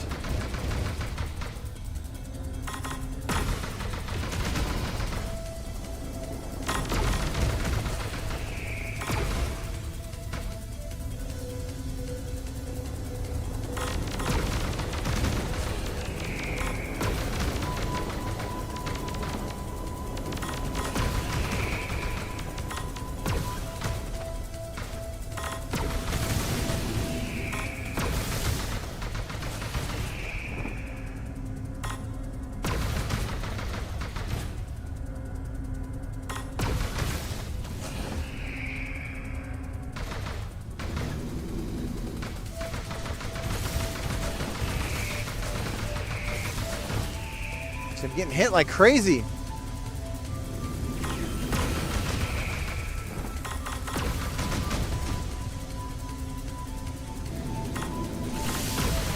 Ah!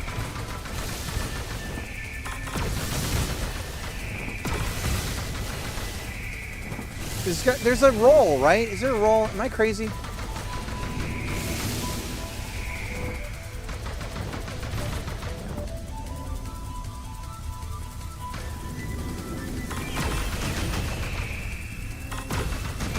I can't believe you've done this.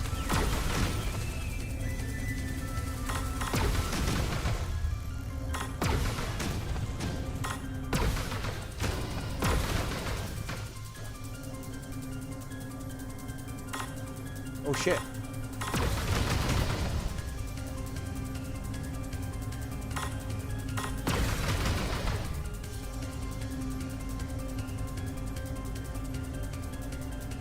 This is like some alien stuff.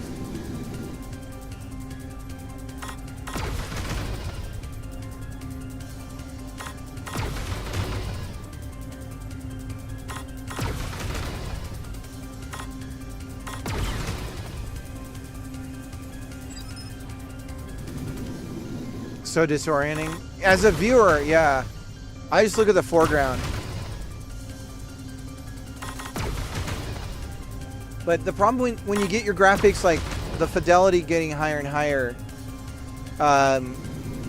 like where is your target space gets harder to tell. And I think the OG Panzer was easier to like decipher. Oh, I gotta shoot those.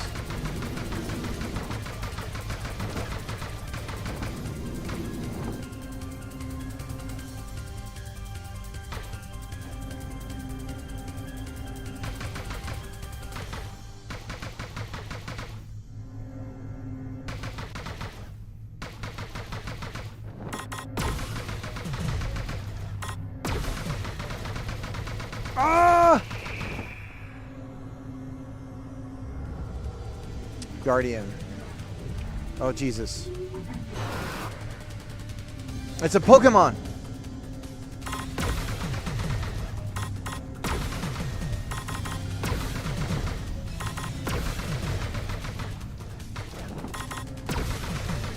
Which Pokemon is this? Who's that Pokemon?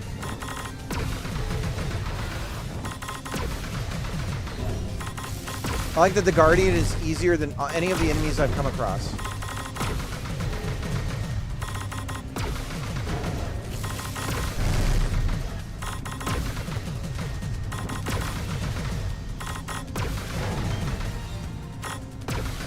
I shouldn't talk though.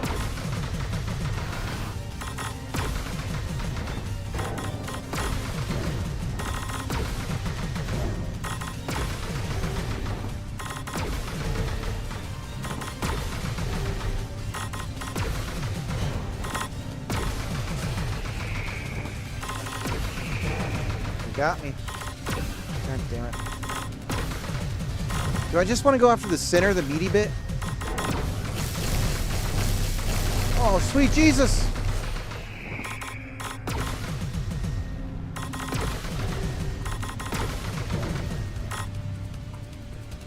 Uh-oh. It like froze up on me. It wouldn't shoot.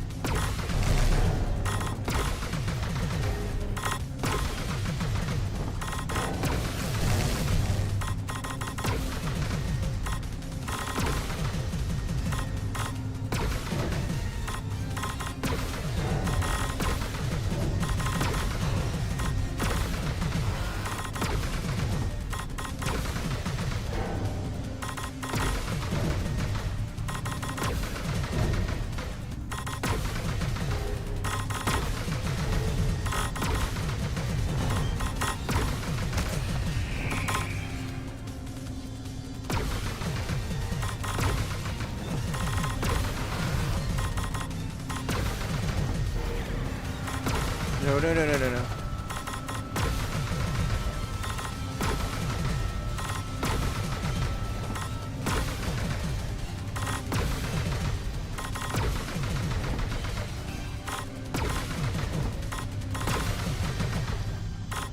Dude, this would be so much easier with a joystick.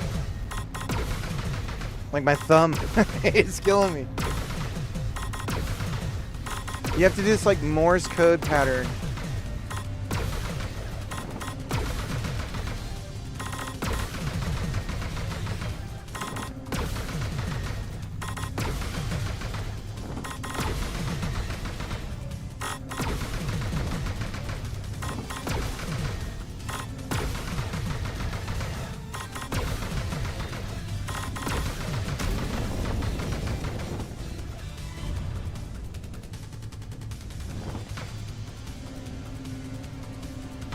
It's a shrimp.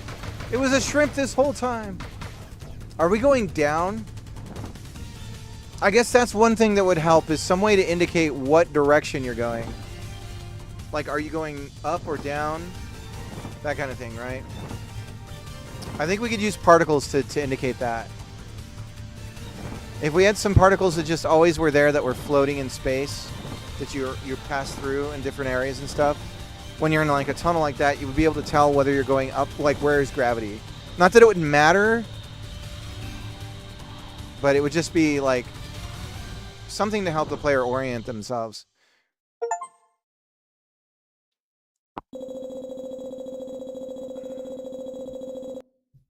I was going to make a rail shooter and call it Newbie on Rails and code it in Ruby. Nice. All right. Okay, we got a fill of Panzer Dragoon. So that's a little bit of the kind of gameplay we're going for. Panzer has more of a, there's like a defensive element to it, where you have slow-moving objects that come at you that you have to kind of defend against, or you have to eliminate targets before they fire at you, because their shots are almost guaranteed to hit you. I guess you can try to maneuver.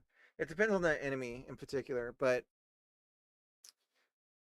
and like all rail shooters, these games, you know, get better the more you play them, because any shooter worth its salt is like something that when you come back and play it again, you kind of memorize things and get a little bit better at it as a player. So that's definitely part of the loop. Ooh, okay. Guess we should get it plugged in and charging. Yeah, it seems little to me. I think that's a good brand. I don't know. I don't know about any of this stuff, so looks like it's just kind of packed because of the Jesus Christ. Just knock everything over. Can Odie plug this in for me and get this charging? Odie. Got a new drill. Ooh, yeah, so there's that. That's to charge the battery with, okay? And here is the battery. Can you charge it for me, buddy? The drill's right here. But this, we need to be careful with. We don't want it falling, okay? really pretty. That's how we lost the last drill. That's what every man wants to hear about his hardware, is that it's really pretty. All right. Those are the drill. Let's not touch those. We'll leave these here, okay? We don't want to lose those. Those are our drill bits, okay? Yeah, need some of those. I'm going to attach this one to it right now. It's light. But it's a good, definitely feels, no, yeah, it's nice.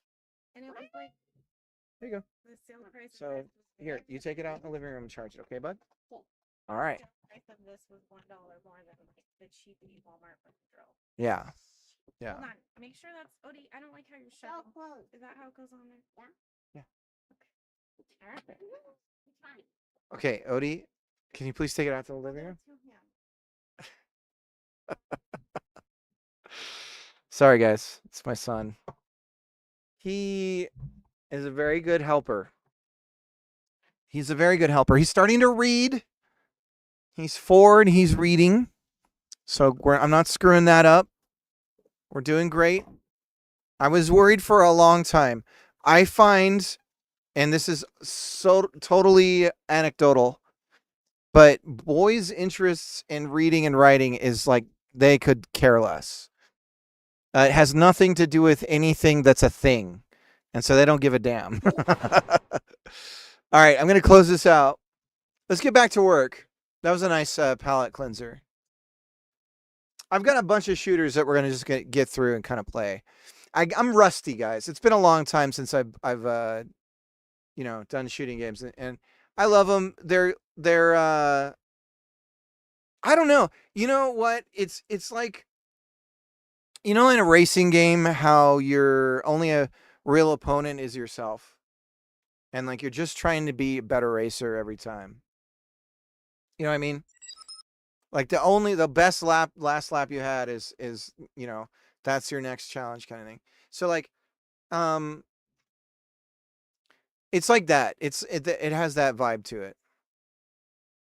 Just explain to them that in order to play video games, your computer to read and write files really well. Do you want to be as smart as a video game? Huh? I want to make a shop simulator game for a cigar shop, and it'll look like Minecraft, and it'll be called Cuban Cigars. Nice. Res might be decent if it. Let me check the list. I got quite a list. Let's go over to the list. Let me close that out. We've got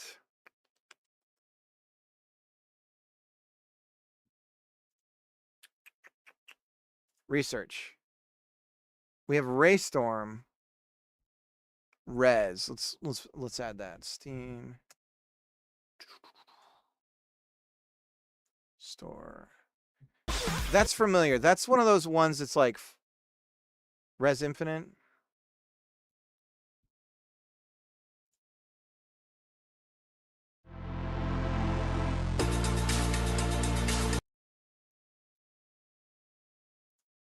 I don't know why I moved it.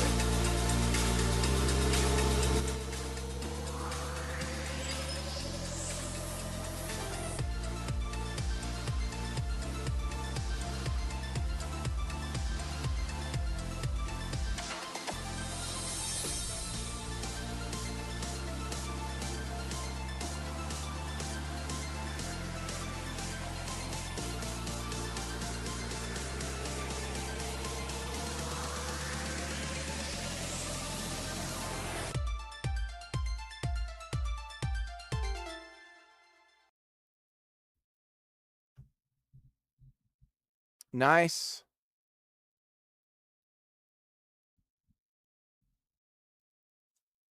It's beautiful.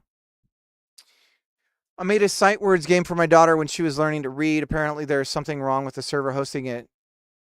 If I can get it up and running in a couple minutes, I'll send you a link. Yeah, don't worry about it. Don't worry about it. I have a bunch of materials. I have a bunch. I do Montessori with my kids.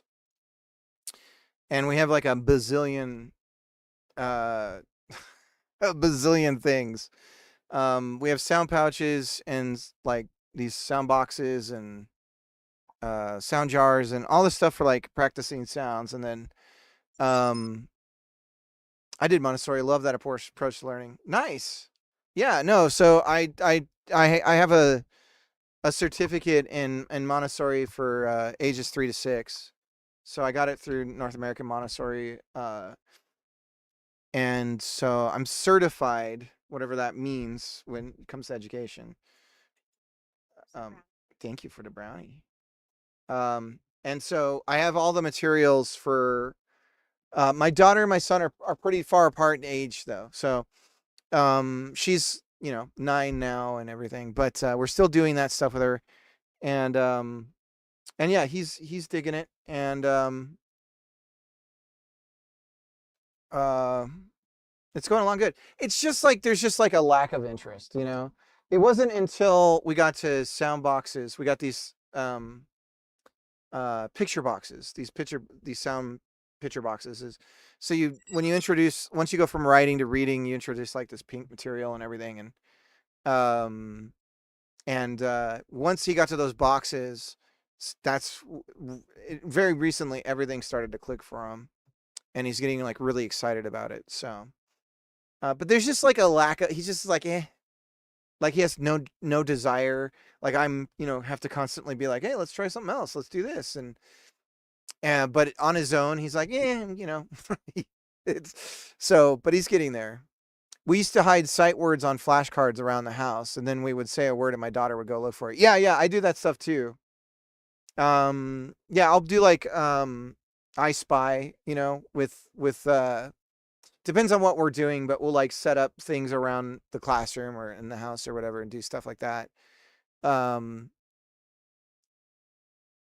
yeah, it's but it's just like what I'm noting still is that on his own he still just doesn't like could care less. Like I know he knows like letters, sounds, and everything, and I can quiz him on it and be like, "Hey, what letter sound is that?" or whatever, and then consonant, vowel, consonant stuff we can go through and stuff. But on his own, he's just like, eh. It's just like, damn it, dude, it's a secret power, man. But yeah, no, he's great though. It's my daughter was the opposite. She started reading right at age 4, which was wild. When I was first doing Montessori, I was like freaking out with her. It was right when COVID hit, so the timing couldn't have been better because she wouldn't have been able to go to school anyways. So she, I was doing a bunch of stuff with her, and it just seemed like nothing was working. And then I realized that part of learning is happening inside here, and it's not visible on the outside. I know that sounds stupid, but then once I realized that, and I could test, do these little like things to test to see if she was getting certain things, all of a sudden it was like, okay, this is happening, it's working. But at first I thought, this is bullshit. I spent all this money on this and I learned all this stuff and it doesn't work. And then it started to work. All right, we're going to add res to list. Who suggested that? Dark Muppeteer.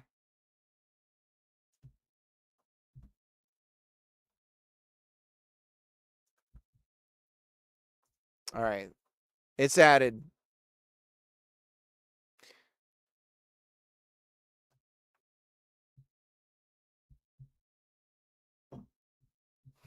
Okay, so we've got this little cute little title sequence thing here.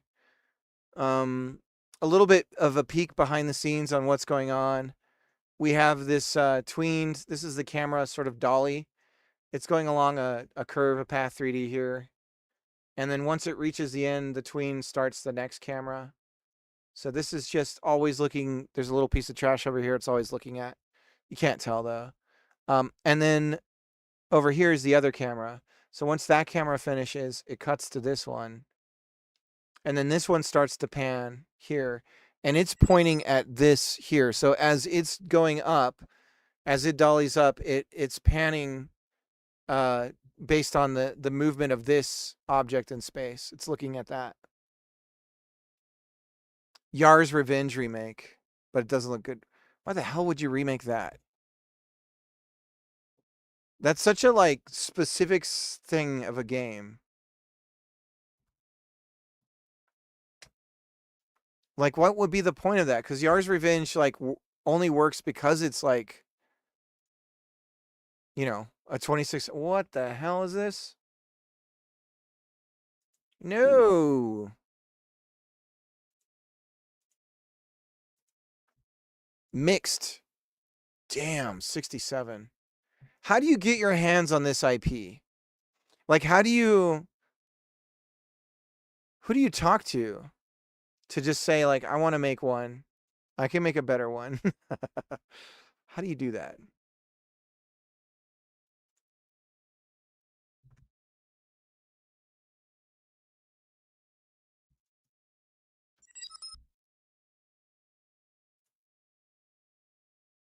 I have contacts at Atari if you need them. Really? Which Atari? There's like a million of them, isn't there? What is this? Yar's Rising. What? Easy, easy. Way forward. Goodbye, cute robot. We looked into some licensing some games. Okay. Does Atari... Do you know... I think it's in Activision's hands. Papa Jat. Does Atari still have the rights to Tubin? Tubin arcade game. So I think I followed the rights of this. Tubin. Does anyone know Tubin?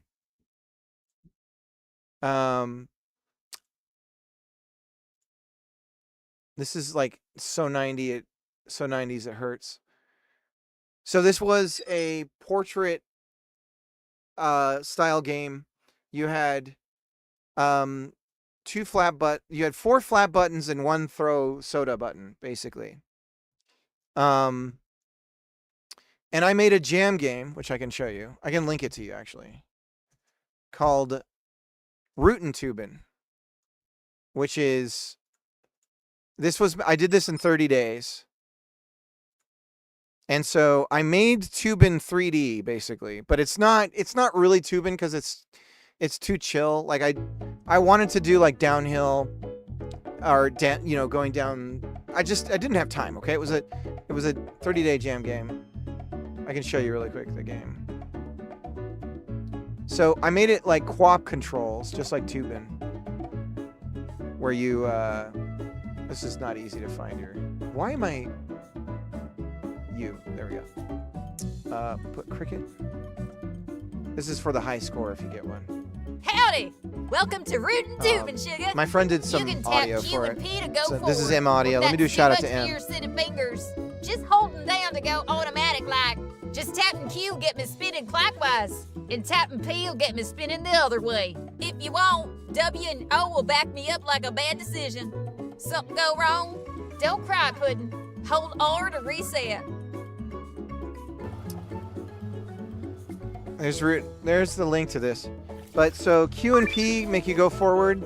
So like you're paddling forward, and then you can paddle backwards with any hand as well. So you can paddle backwards on one side or the other. And then you can do both, like you can paddle one forward, one backwards like this. The animation player isn't quite right. Then you can just keep paddling, and you tap to move. Yeehaw! Have you seen Rapid River, the arcade game? No, I haven't. Woo! So you get your sodas, and then you can aim them at You sure are touched. the boats, She got a face for radio. and then you can sink the boats. And then you have these little things you go through to get Well, ain't we cozy? go through these to get more time. Yeehaw! But this was the basic idea, was to make a kind of an homage to that. But it's not quite right because there's no like downhill, All right. like going down the side of a river. Whoa. But you get the idea. I've seen lawnmowers with more grace. You can really get bouncing in this. Anyways, you go around, you find more things to get. Those are like Yeehaw! what do they call them? What's the thing called? Not the Jolly Roger. What's it called? Woohoo! The Ghost Ship. What's that one called? What's it called, guys? There's a name. Ooh! Anyways, there's these hidden little dudes. What are these dudes called? Beach balls. What's the other stuff called? I don't remember, guys. Oh! Anyways. She got a face for radio. The boat's sitting on the... All engine, no etiquette. You get the idea. Have you seen Rapid River, the arcade game? Let me check it out, Matt. So yeah, that was the game. When I made that in 30 days, I was possessed, and I was like, okay, I think I can make video games. Rapid River arcade game. Let's see. Oh! This looks cool. Hang on, let me bring it over here. I am a fan of weird input mechanisms, and this is right up my alley. Oh my god, this is so cool.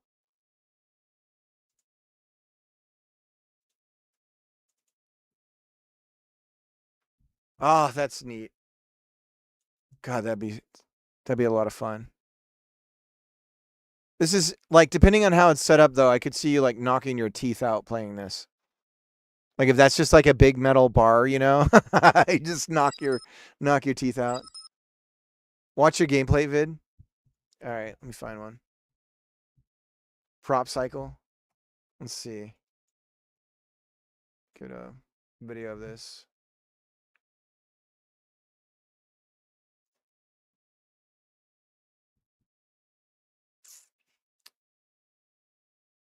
"16 years ago. 12-second long video. Clearly filmed on someone's digital camera.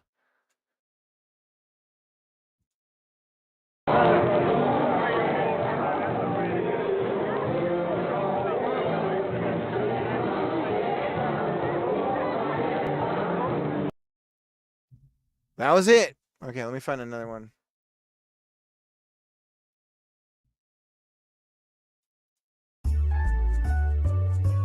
Now we're playing Mega Man music.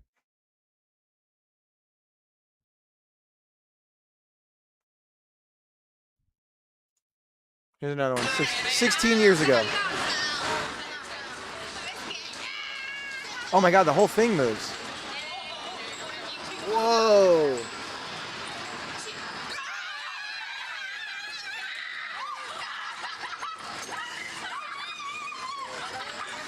You see what I mean by like knocking your teeth out if you're not careful?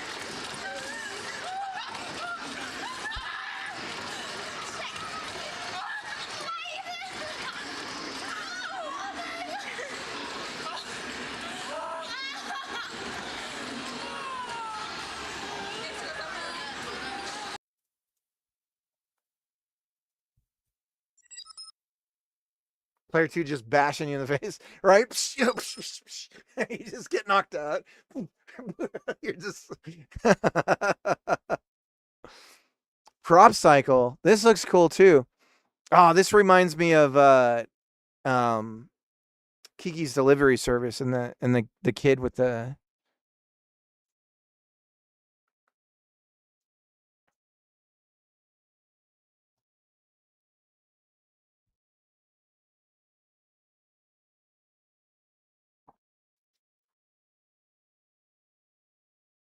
So this is like, oh man, this is a great workout game. Oh, this would be a great aerobics like workout style game. See, that's what we need. We need to make, somebody needs to make the first gamer gym. Where it's just like, all you do is you go into this gym thing, and everything you're doing is somehow a game. There wasn't much resistance. Looks like Warner Brothers Discovery are current owners of Midway Games and Atari Games assets, which likely includes... No, I traced it back because a chunk of Atari's stuff was sold to... If it might have been Activision Midway. I don't know how I figured it out, but I think it's under EA. Or who's Activision under? Or ended up under?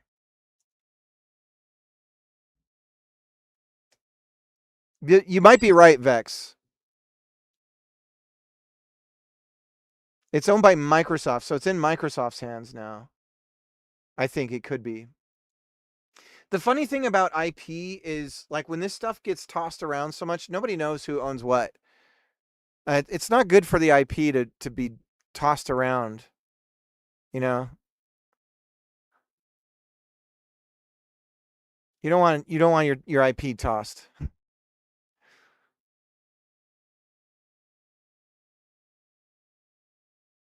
This is cool.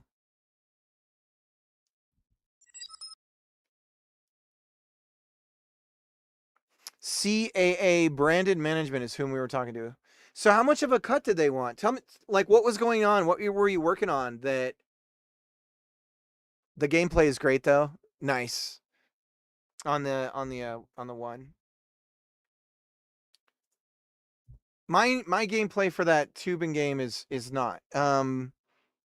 I was the only fan of the controls. But some people get the controls of it and some people don't. I recently, for some reason, had two people play it, and one of them loved it, and the other one was like, I don't understand this. Knock off Atari games for this device. I think these guys might have contacted me to try to make something. No, this is different. Ooh, this is interesting. I've seen this somewhere. This is like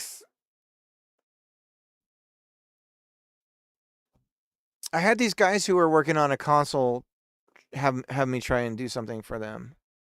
But they it was very weird and felt real shady, and I didn't pursue it. Knock off Atari games. Did they say like how much how do the royalties work? I see. I don't know what the point would be for me to grab Tubin, because nobody knows what Tubin is, you know? And the name, frankly, is very 90s coded. It's like the most 90s sounding thing. Didn't get that far. Okay. There's Space Invaders.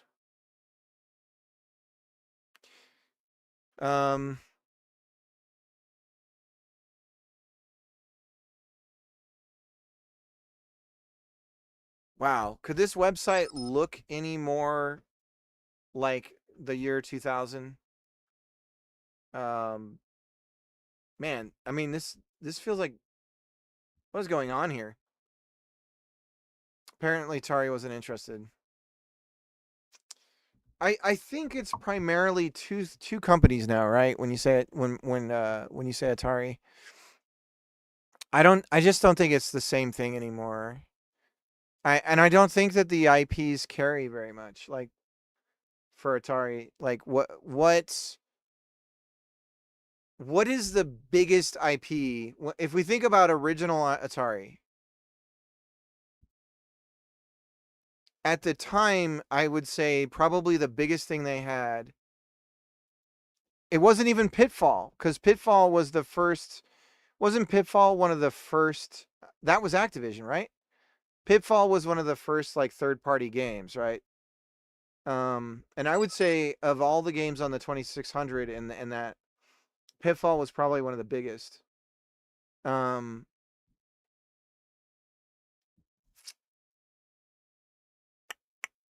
But if I try to think about like a core game to me from Atari is Combat,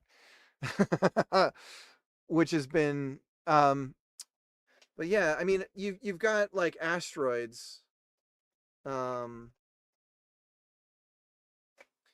I feel like that just doesn't really. It's tough.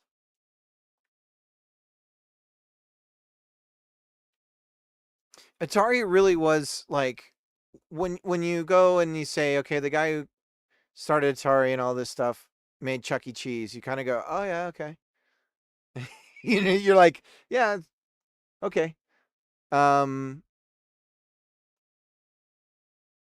Yeah. It is interesting that we're right now mirroring a lot of gaming's past.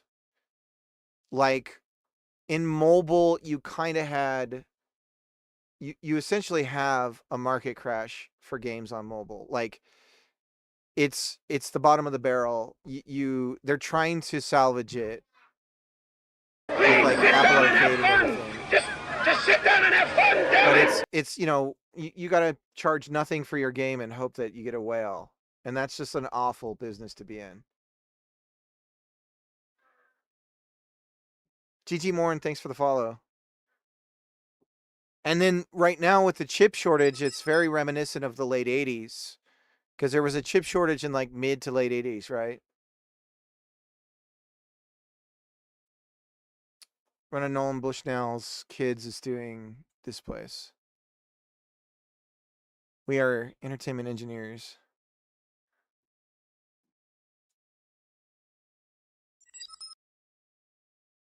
Two-Bit Circus, entertainment incubator and exhibitor. Mobile gaming was cursed from the start. And then like now you've got what? I just don't know what happens to the gaming market right now. You have these forever games that are producing people who are not gamers. So you've got your Fortnite players and your Roblox players, but they don't play video games. They're not gamers. So they used to have a physical location in Los Angeles. Interesting. Trusted by Indiecade projects. Yeah, so these guys build yeah.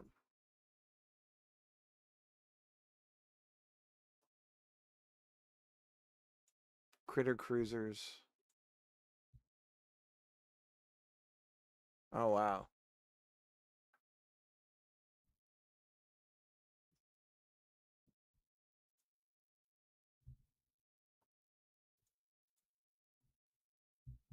Ooh. Oh, I can think of 100 reasons why this is not a good idea. I mean, this stuff's got to be able to come off and get cleaned, right?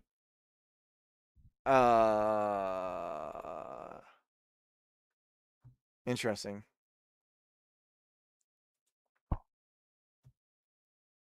Oh, this is cool. Hell yeah. A real life, real scaled operation.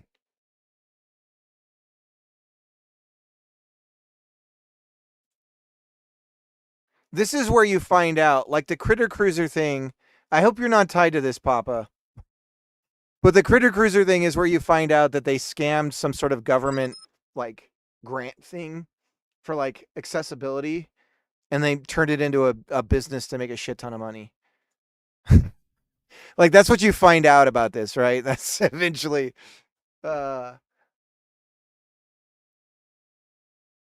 wouldn't create childhood memories if you actually cleaned an amusement park. You wouldn't want to. Right?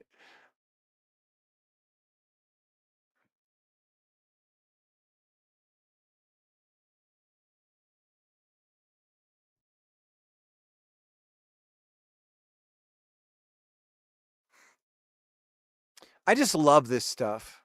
There's a guy in my area who does escape rooms, and I'm kind of like wanting to break the ice with him and be like, hey, I think a combination of like Godot and screens and input devices and stuff, like you could create some really dynamic, fun things.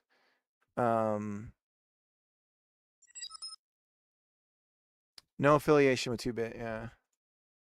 Interesting.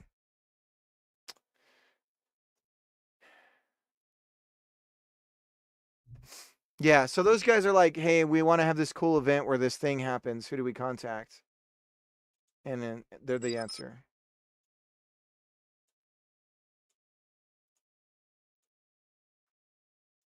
Skateboards are cool. I thought about doing one where I'm at, but then like 10 game rooms popped up. Too much competition now. It's all franchised. They're Mick game rooms now, right? So the problem now too is like quality, quantity. So you got to have all these Mick game rooms open up, and they're going to lower the quality bar, and then the whole thing's gonna fall out. The AR Market Mario Kart theme park attraction looks pretty cool, but is really motion sick inducing. Yeah. Anyways, so we've got this title thing. Let's go and put it into our load system, and then we want to dump this when we're not, once we start the game. So let's throw it into our cache.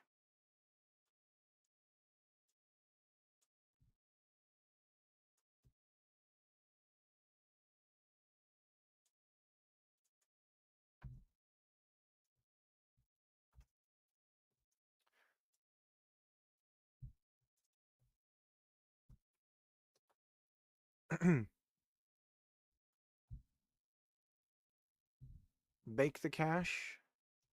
Okay. And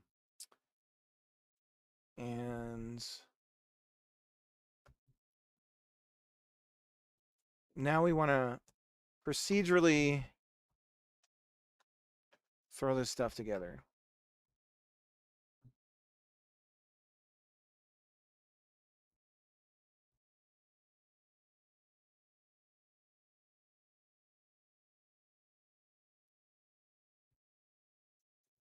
I don't know. This is a stupid thing to do, to call it this, but that's what I'm going to do.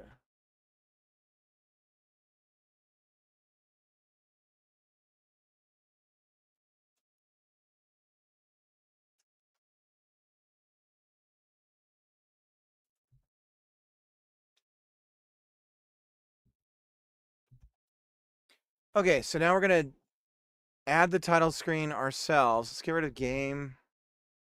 Take it off game.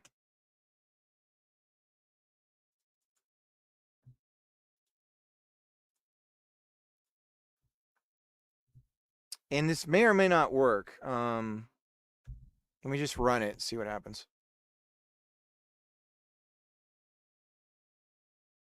Okay. So there we go.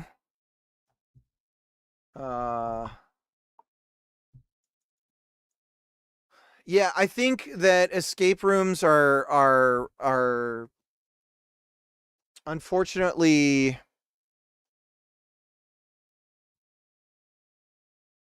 I don't know, guys. In the States, like, everything's so depressingly the same everywhere you go. And escape rooms are just like, oh, we've got some leftover office space.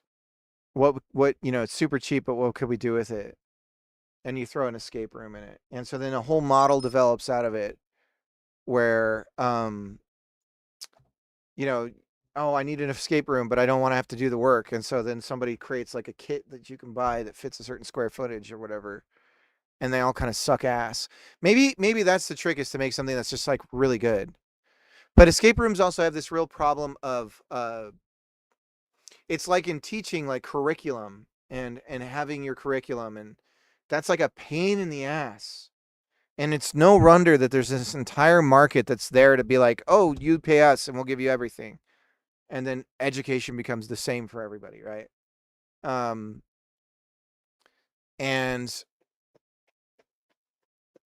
then, because then you have the supply and demand kicks in, and then suddenly you have, large numbers, and suddenly you can drop costs down like a huge ton. Sal Cybernetic, help resistance smuggle Sal, the cybernetic upgrade doctor.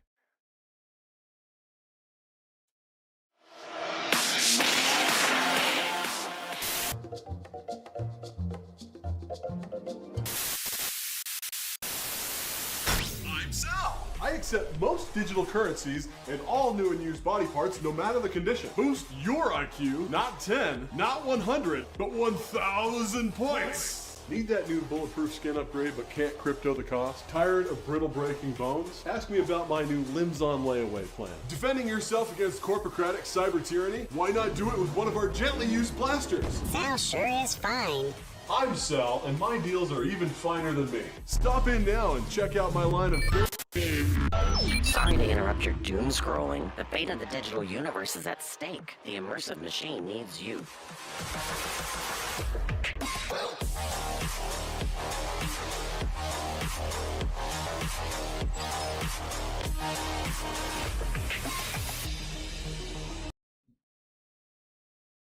Warner Bros. Owning Tubin Falls was an area in Midway Arcade Pack for Lego. After Warner Bros. Brought Midway. That might have been the path that I'd followed.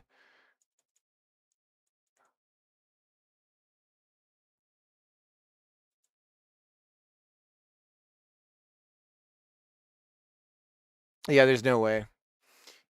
And it wouldn't. What would be the point? Like, I wouldn't make it the game sell like a game sell more just because the name's in it, right? This is cool.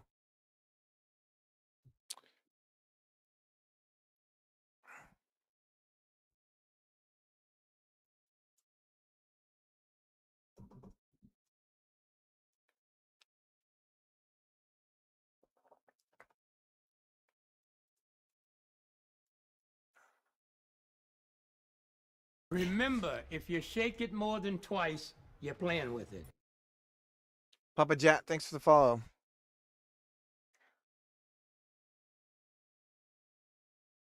Remember, if you shake it more than twice, you're playing with it. Great Uncle Pixel, thanks for the follow. I missed. I did him backwards there. Sorry about that.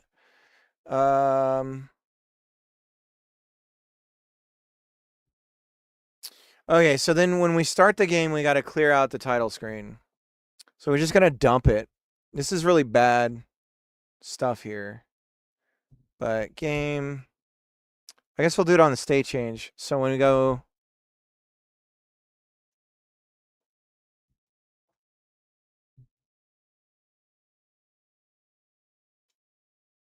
load,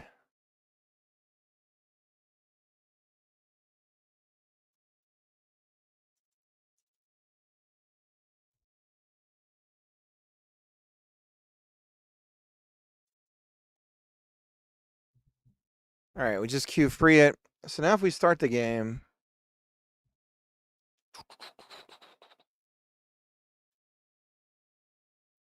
ooh, and the camera panned. We don't want that. Ooh, rails all. Lighting's all flooded and not super cool. Let's steal the lighting that we did for the title, or the environment settings for the title screen. So we'll just steal those environment settings. And we like occluder, so we're going to use occluder stuff. That's good. We're a fan. Save as.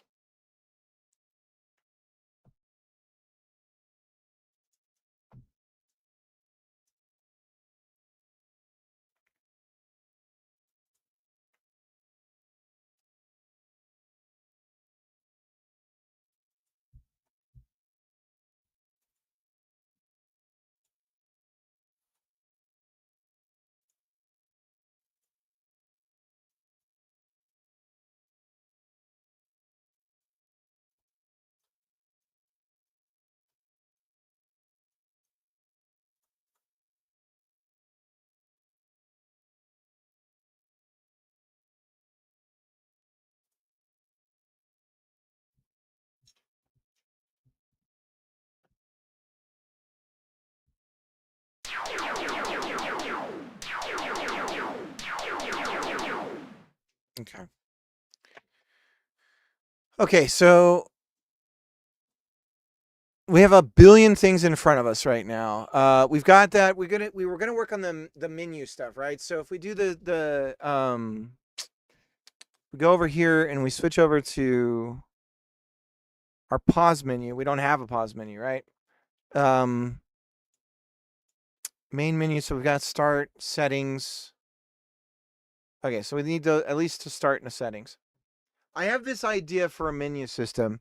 Have you guys seen the menu in? I like the way that the menu was done in the latest Ace Combat game. And maybe it's been this way for a while. Skies Unknown. And what's that called? Games, video game UI database. Here we go. So they do this cool thing where so whatever you're selected, it shows you what would be inside the menu if you were to pick it. So it kind of projects it a little bit in the background there. So it's really cool because all it's doing is you see the vanishing point.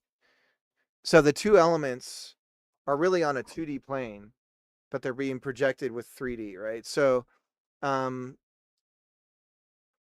you're just scaling one and moving it along the vanishing point along the side there. It's actually really simple, but it creates this really it feels really cool when you're using it. But I like it, and I kind of want to do it. Would you guys would you care if I started working on that right now? Would you be mad at me if I started working on that? But I also like the no buttons thing. I like the sort of just that it's like a terminal, but not really. And I feel like eventually if I got it working and I could figure out how to animate it and everything, then it's like, okay, we can do something cool with that. So what I'm going to work on is a way of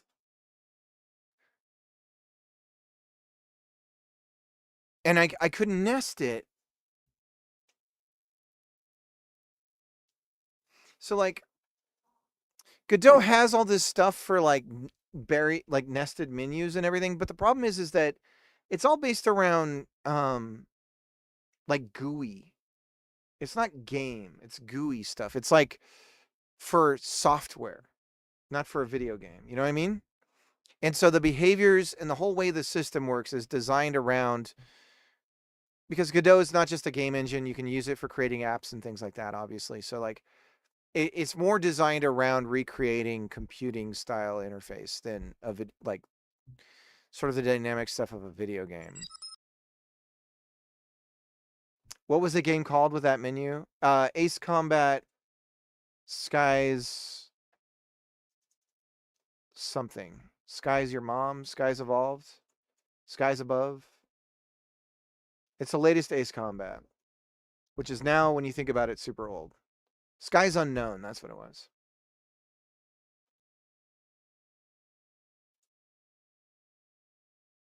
Let me find a gameplay video. Seeing it in action is really cool too. Skies Unknown playthrough.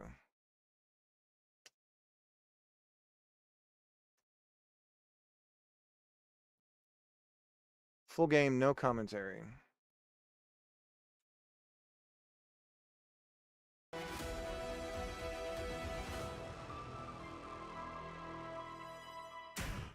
Ding dong, it's Realtor Doc. Sorry for the ads, guys. I'm in the States.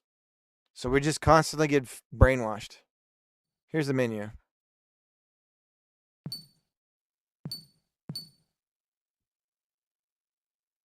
This is the first setup stuff.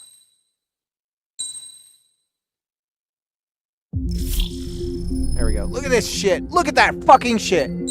Sorry for cussing. Oh my God, did you see that? Good God. Oh, it's so nice.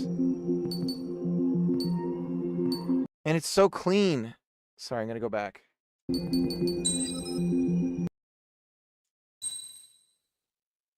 Watch it, watch it, watch it, watch it, watch it. Oh, wow. It's so simple. It's so simple. This is cool because you never see this again. I didn't even realize this happens. It goes away. Look at that.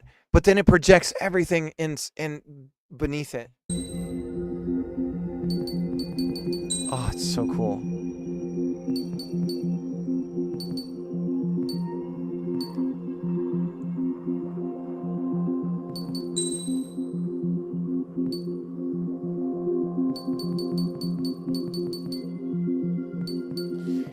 So that 3D effect, I don't think it would be hard for me to do. Let's just try and create the 3D effect first before I actually try and build anything that is involved in it. So to me, all we need is VBox containers. or a grid map, a grid container, right? And okay, so let's start there. Let's start there. I think what we'll do is a grid container because they have that like animated like shell thing or whatever you want to call it, the chiron, the chevron of where you're at. I don't know the term to use, right? So let's just go into a new UI scene. And I'm going to do two things here. We're going to do two things. We're going to make a 3D scene. And I'm just going to make a mesh that's where we're going to project the vanishing point thing, right? I just need something to visualize that part of it. So let's make a quad, or we could even do a quad mesh. Let's do a quad, and then let's make it, we'll just give it, I'll give it some sort of material so that it has a look on it. And then we're just going to face X like this. Okay. So now we have something. Why is it always orthogonal now? Is that a new change in 4.7 with Godot? Everything's orthogonal. It drives me nuts when you look in the 3D thing the first time. So let's put a camera right here.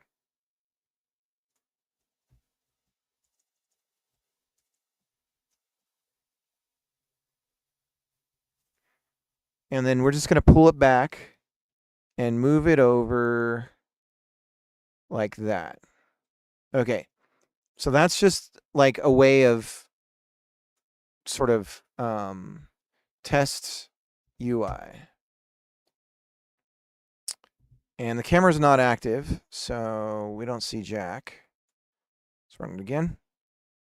And what's wrong? Do we need an environment? We still can't see anything. Still can't see anything. No light. Is that it? Ambient light, color. Give some ambient light. It's showing that the camera sees something. There we go. So the background and the white match the same as they blended together, right? Okay, so let's do this because we need to shove it over, but we don't want to increase the depth. So if we move like this, our vanishing point, the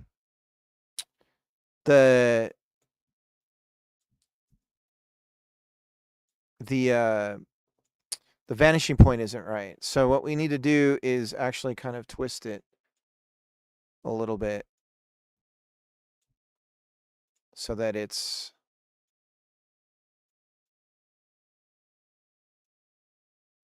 this is the weird thing about projection. There's a couple of ways we can deal with this, but that's probably good for now. Okay. So if we have the menu go back there, did I close our super cool video that I was just freaking out about? Anyways, it's so beautiful in motion. So beautiful in motion. So next, what we can do is what? We want to, if we were to think of this as something that we could bisect, we can then project. How can we fake depth with, okay, so I'm going to do a grid container.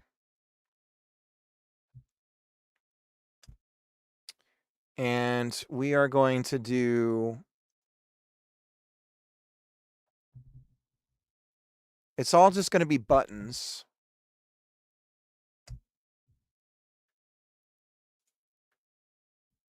And this is where we're going to want to fix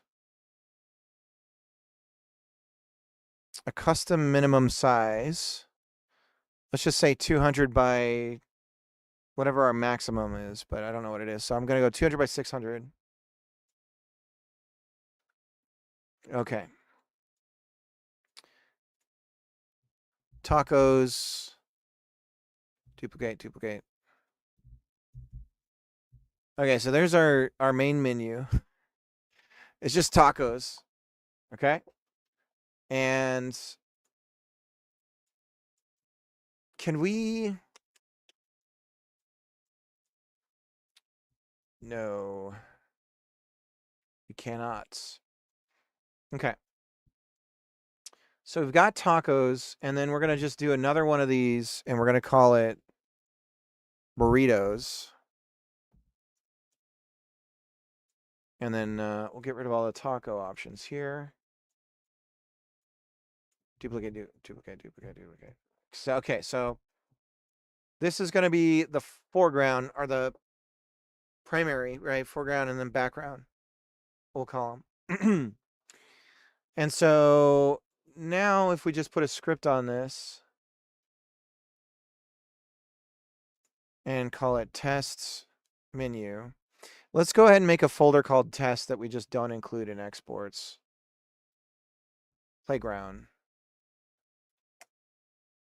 Test menu. Create, save. So test UI needs to go in playground. We don't even use the same names for anything. This is great, Cricket.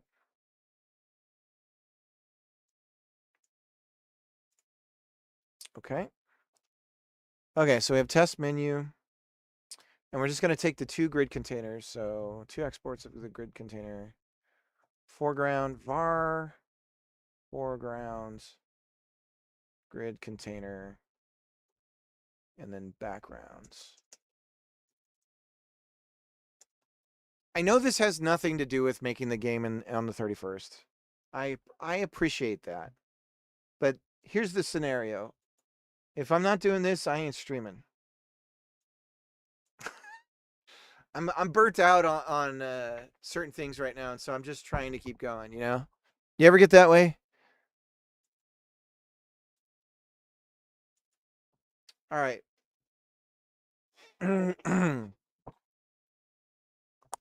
So, we've got our 2 little dudes.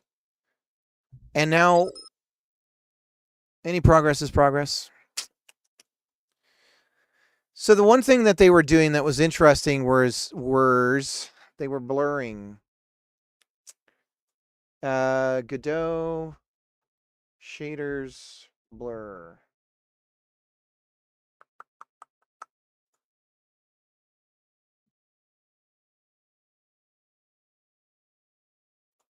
Oh wow, the code for that is really simple. Let's just try it. Material. Shader material. Shader.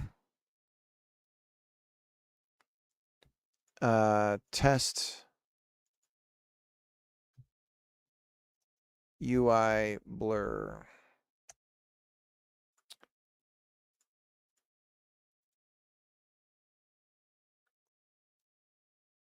Screen texture has been removed in favor of a hint screen texture with a uniform.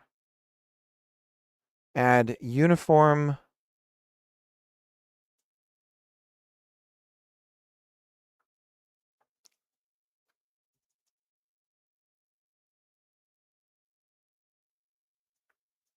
What an awful way to do.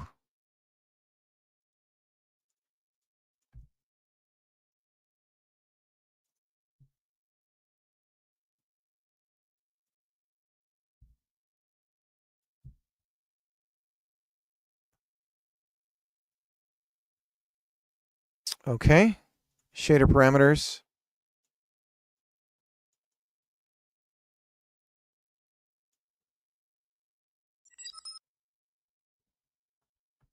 Unesta, what's up?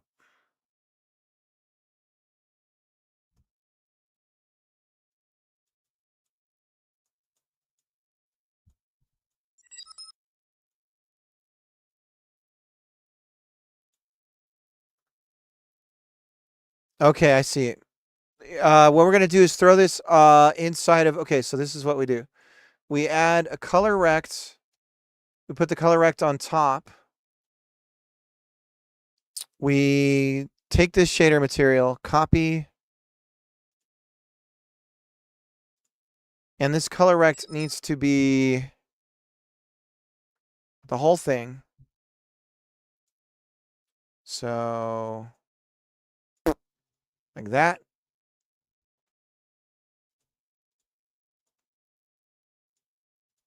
Why is our draw order such? There we go. Okay, so then color rect is going to get this new material, including the shader code. And then we're going to get rid of it on here. And then we're going to increase our shader param. And it does jack shit. Wonderful. What if I were to put a texture back there?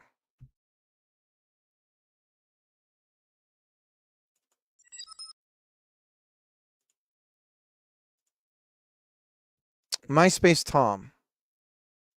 Okay, there's MySpace Tom behind the color rect. And he's not blurring at all.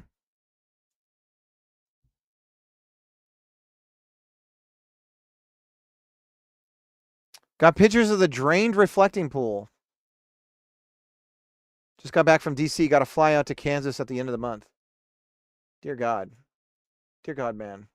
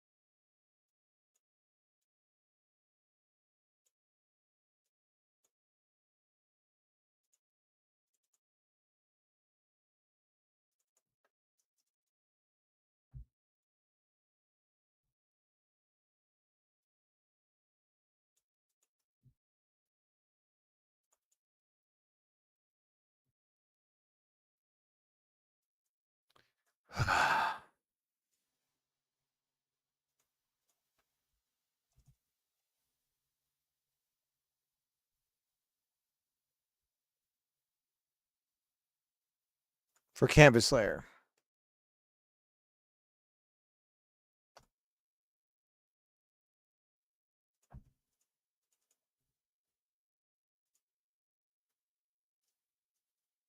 MySpace Tom is still not blurring.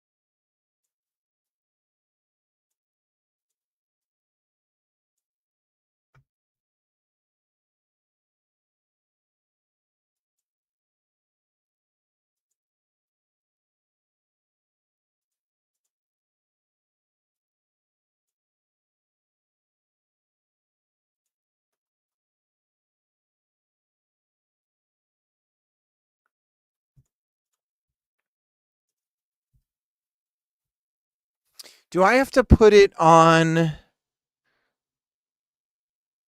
Do I have to put it on a texture? Do I have to put the UI on a texture? Let's try that. So, oh God. Okay, let's do a sub viewport.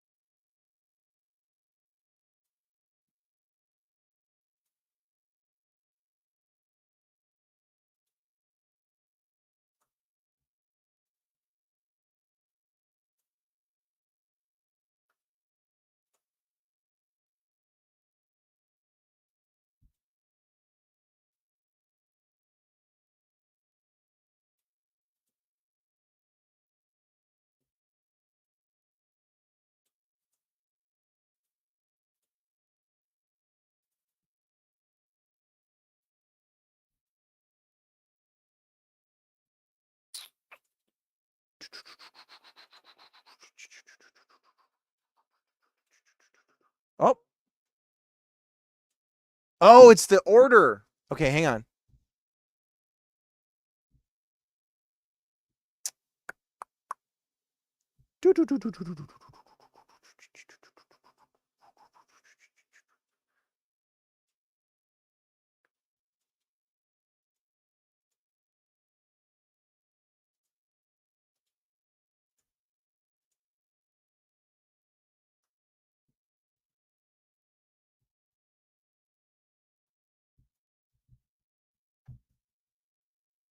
We had it, boys. We had it.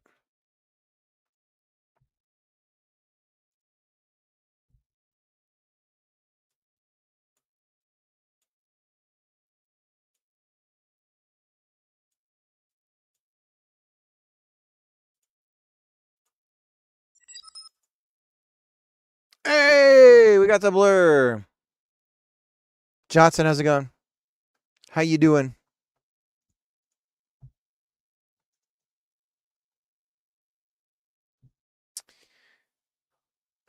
So if we match the screen res,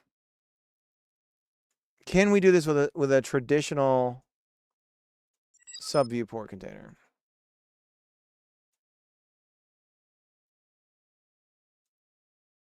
Yes.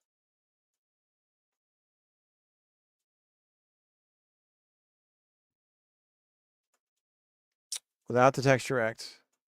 Yes. There we go. Okay, so we can do the blur. Le blur.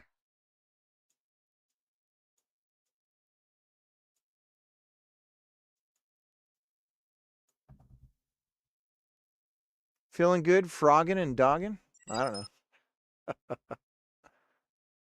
I ate a hot dog today, and now I'm playing video games. Maybe a perfect day?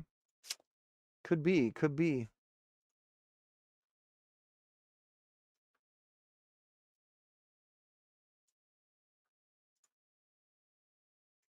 It's the middle of the day. It's 100 degrees outside, and we have thunderstorms. That's what it's like in southern Idaho right now.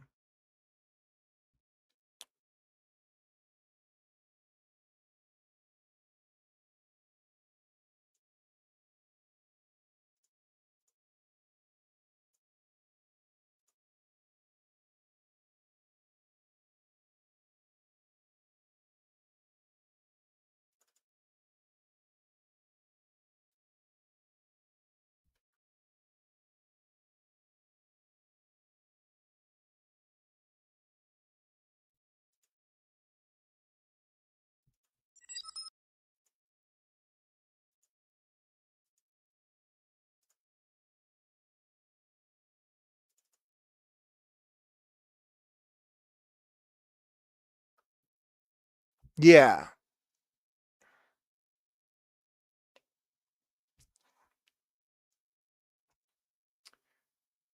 That's where I am. That's where you want to send the nukes.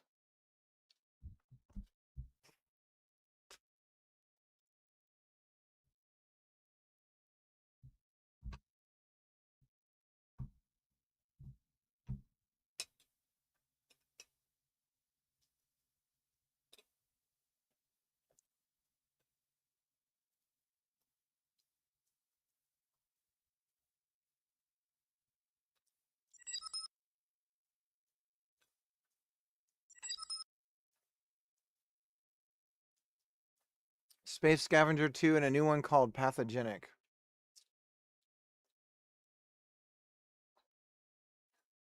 Has Red...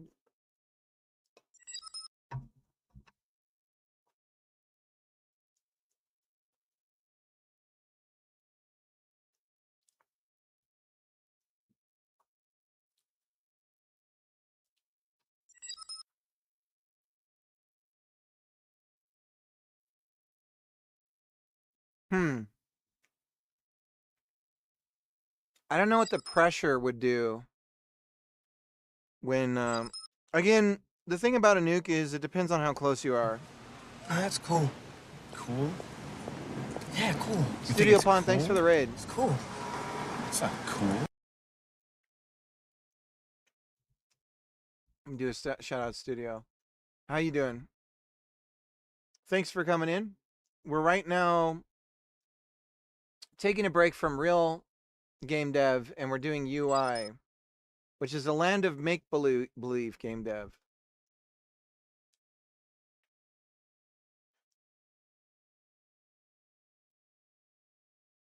Yeah, the two scenarios of a nuclear bomb going off is you survive the blast or you don't, right? Those are kind of the two scenarios. Whether or not you're in a pool is dependent on whether you survive the blast or you don't. So, like, after you survive the blast, then the question is, what direction do you head to get away from the fallout? I was talking too much nonsense at the end, but overall doing good. I totally get that. Jens, thanks for the follow.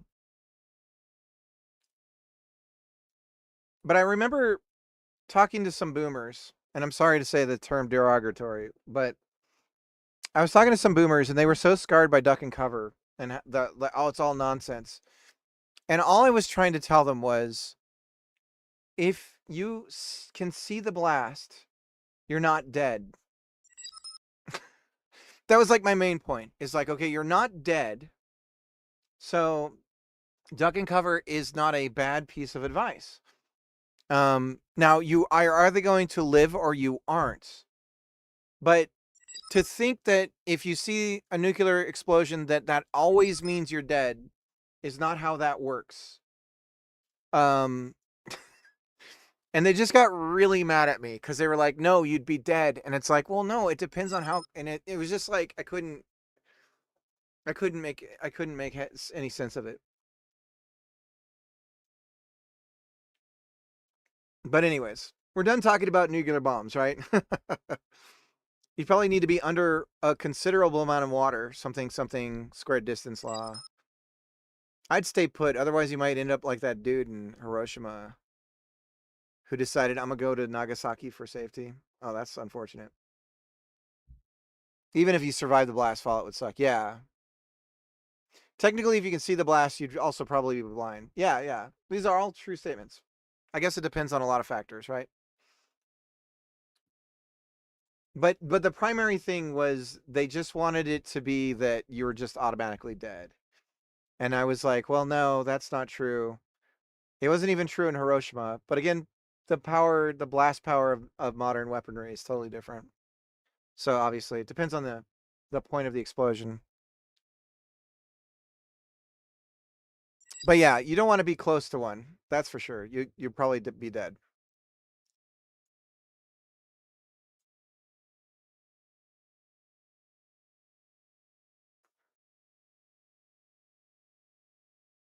Yeah, 8.5 miles, so maybe underwater. I guess it just depends on what happens to the pressure of the water when it all goes down. Like because could the water collapse on you and actually kill you from a shockwave standpoint or something? The pressure wave would be worse than water. Yeah, that's what I'm thinking. Like, it actually might be worse.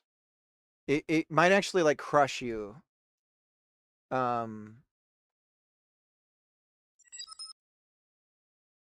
Squeezed to death by my own pool water. So let me show you guys what we're trying to do here. Does it impact the water? Well, most nukes. So the way it's supposed to work is the bomb explodes before it hits ground. Because you want to maximize the cloud, the mushroom cloud. So the bomb actually doesn't explode on ground level. It explodes in the sky somewhere above. And then you get the big shroom, right? So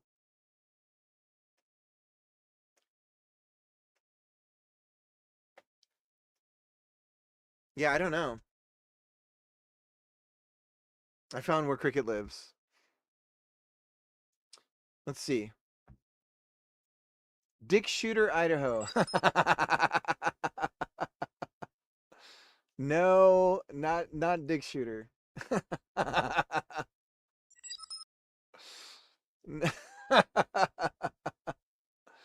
Damn, what's Dick Shooter like? It's pretty much what you'd expect. It's like 2 buildings.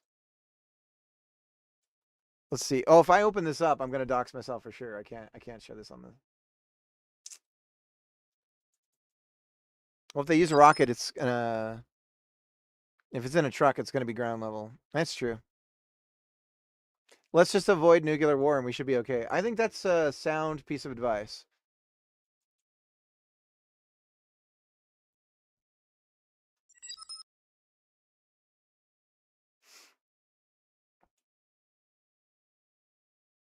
Isn't there a hell in Norway somewhere?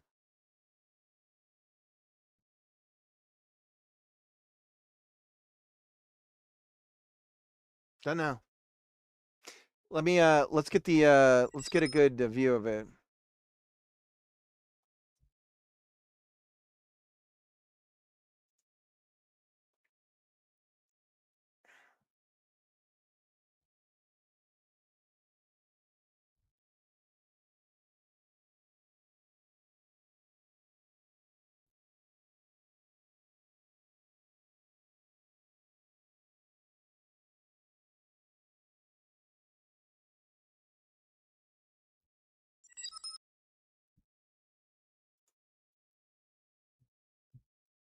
Ace Combat.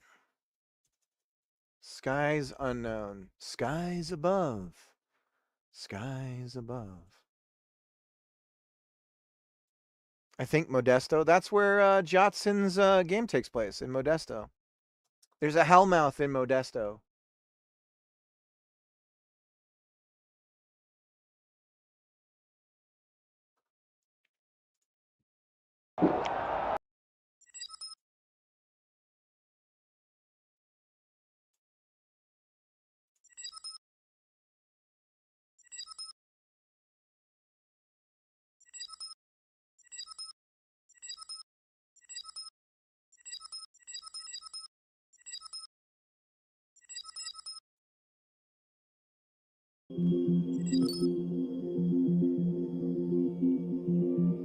This is the menu we want to... Hang on, let's go back. Look at that! Oh, it's fucking... It's glorious. Sorry, going back. Scrubbing.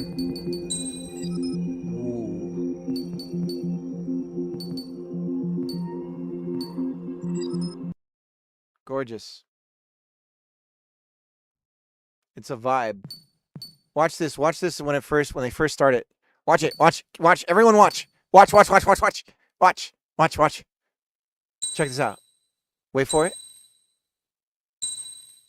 Here we go. Oh! Isn't that glorious? Isn't that glorious? Anyways. Oh. Just beautiful. It's great. It's great. So what we're just going to try to do is recreate the depth thing, the vanishing point. The UI designer was just, what if all the things?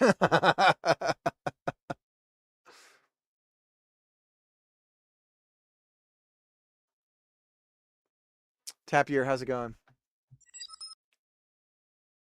Doable, but it would be a bit annoying to do the second plane shit, but doable. Yeah. So we've got the blur. We know how to do the blur. So we've got a shader for the blur, right? So we can do a blur. Whee! We're putting it on a sub viewport. Now we can just move that container around, right? So if we do it with a sub viewport, that's the color rect. This is the grid.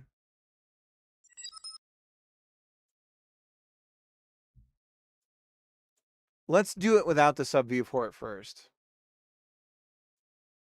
And just get the movement right.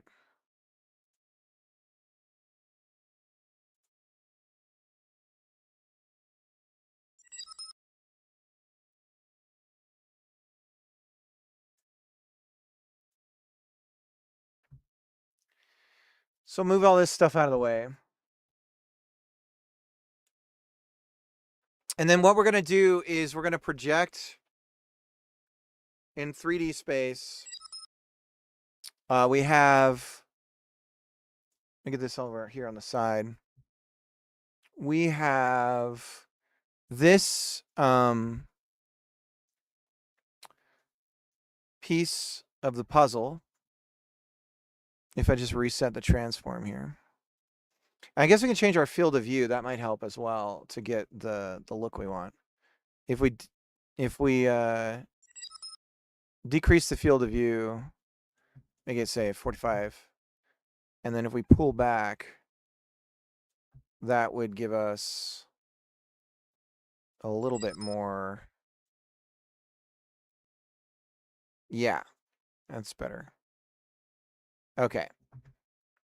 So I am just going to use markers. So we're going to use 3D markers to set where on this we project the different backgrounds or the different UIs. So if we have the two here, yeah, that should allow us to move it around and kind of see what we like. Dick Shooter was named for Dick Shooter, a pioneer settler. Hi guys, what is a settler? It's Godot. Godot, my friend. Guess if I see a nuke coming, I just stand there. No pool for me. Diving underwater can mitigate a nuke's thermal flash, but the immense concussive overpressure would easily travel through the water and crush or destroy internal organs, even at great distances. Yeah. I mean, you're going to get thrown and survive, or you're not. This is, again, you either survive or you don't. To completely ignore advice as to what to do afterwards is silly. Just because it's over. It's like, well, that's not necessarily true. I mean, we were testing nukes, and that didn't start the end of the world. And I'm pretty sure that stuff still happens, and it doesn't start the end of the world. So, if you die, don't need to worry. If you live, don't need to worry. So, no worries. Well, if you live, yeah, that's gonna suck. I actually had a really vivid dream about a nuke that it was really weird when I was still lived in California, where it was like an overcast day. It was really foggy, and I was looking south, and there's a bright flash, and I cover up, but what I see is all of the clouds. All of a sudden, I see the sky, because all of the cloud layer evaporated. And that was a weird dream, because it's like I didn't even think about how a nuke works or anything. My brain sort of just put it all together. Goes on a dream about Ramble getting nuked. Yeah. No, and then at that moment in time, I was instantly like, what direction is the wind? What freeway we're getting on? And I was just like instantly, and it was because I just had my daughter, I think. And so like my primal instincts were changing as a parent. And so I think my mind is just like, was at that point in protect mode, thinking, dream scenario with Nick Cage. He's in a movie where everyone dreams about him, right?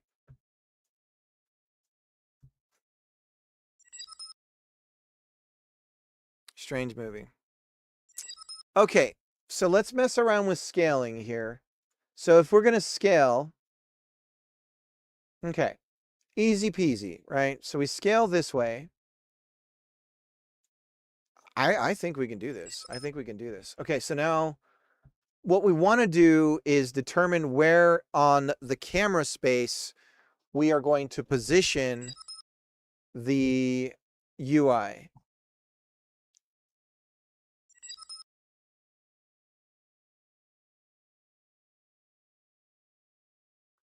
Otherwise cook. All right, let me just give this a shot, and then we'll see. We'll if I can't do it. I mean, it's kind of simple math in a way. Like it doesn't even need to be 3D math, technically.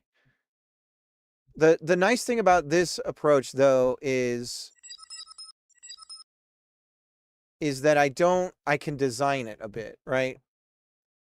And then once I have my numbers, I can just turn them into numbers. Export var foreground marker. And then background marker.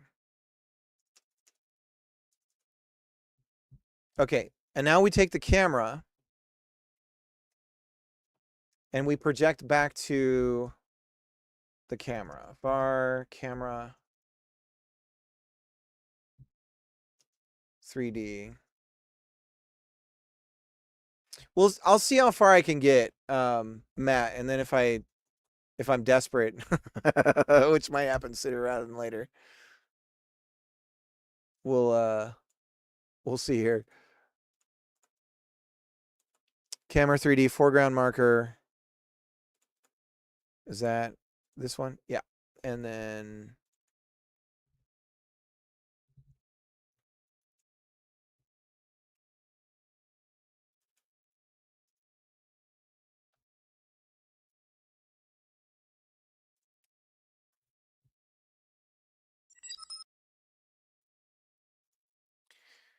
okay, so there's our markers.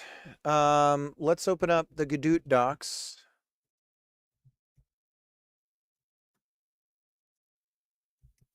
And I think I can just project backwards, right? So I can say unproject position. So unproject position will allow us to set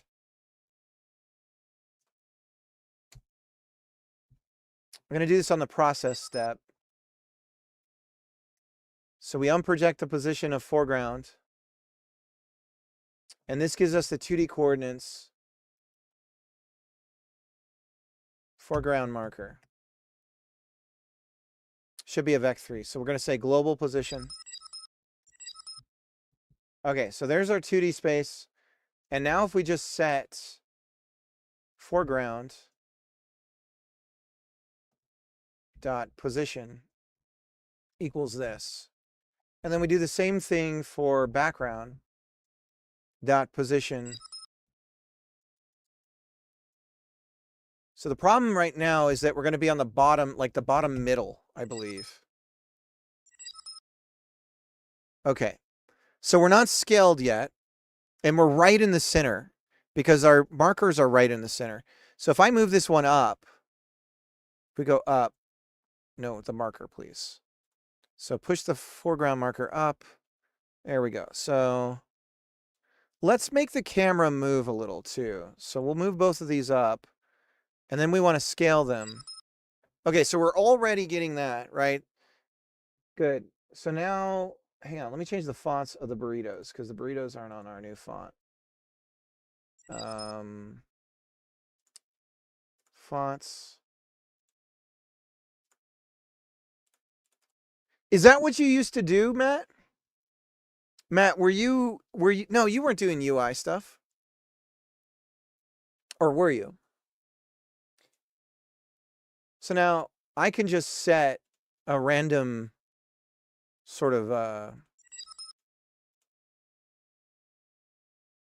transform for the scale. Something like that, right? I was a UI dev lead for most of my career. Oh, so I should really be taking your advice. Let's animate moving the camera around a little bit, just so we can kind of try and pull the depth out. I'm curious. Let's go back and watch this real quick.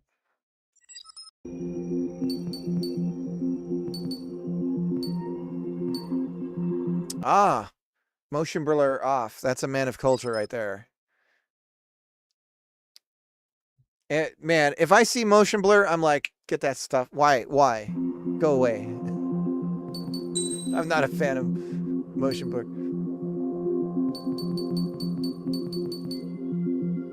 So, I also notice this is all being projected on a 3D texture. on like a.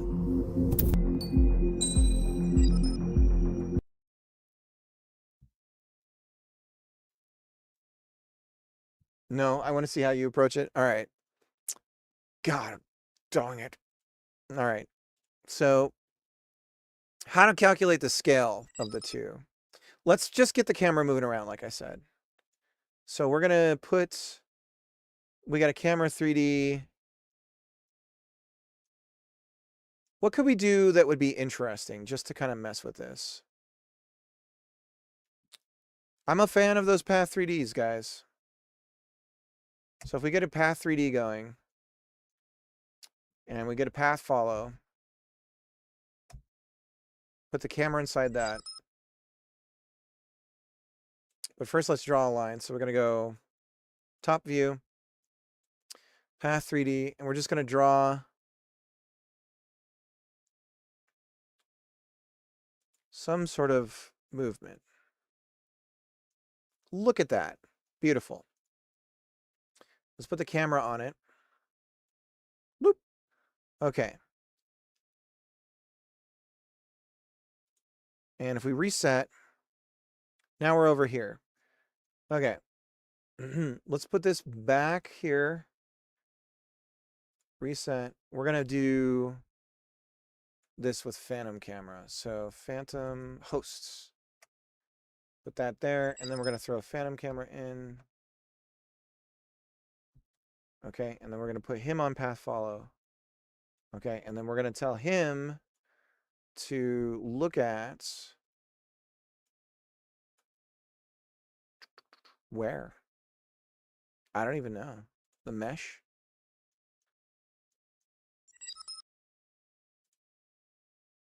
Transform. Okay. Reset. Okay. Let's load it up. Whoops, wrong thing. Load this one up. Okay. We want to tween. Damping.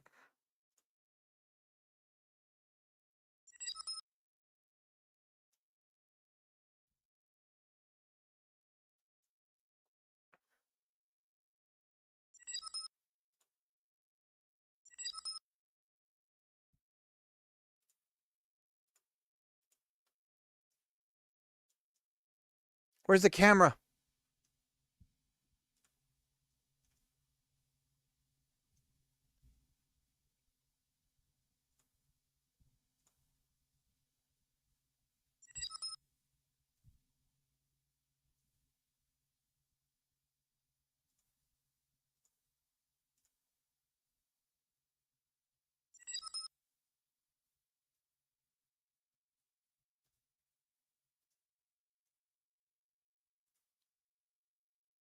Okay, it's definitely looking.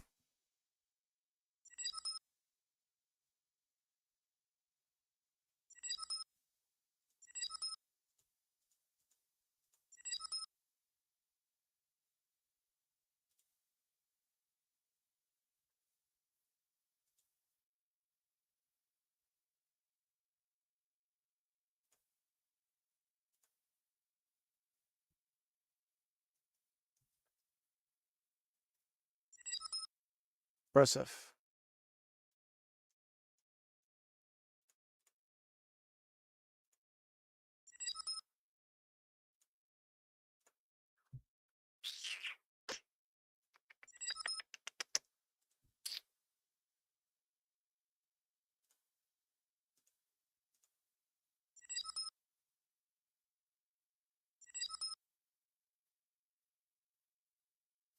Is it our field of view?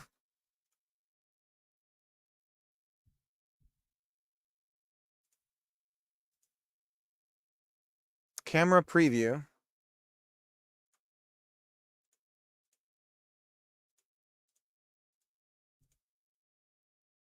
There's the camera.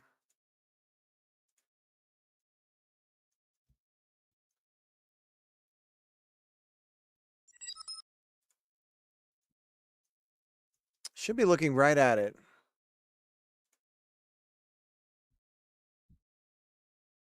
Is this some kind of I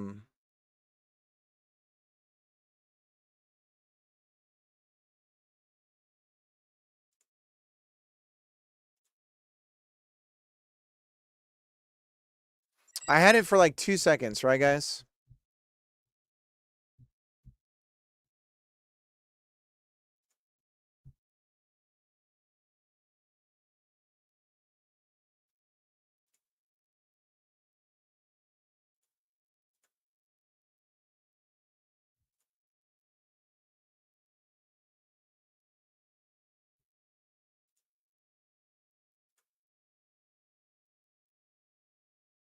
It's the damping.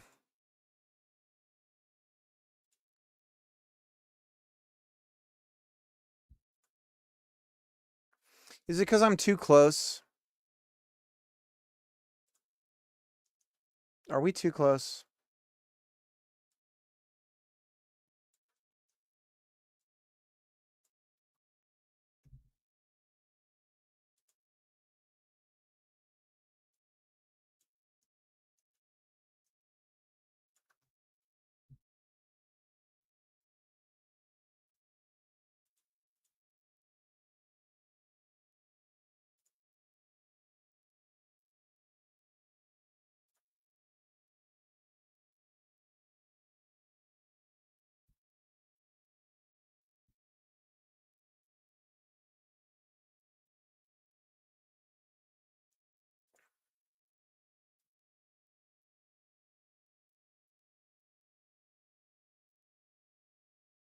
Okay.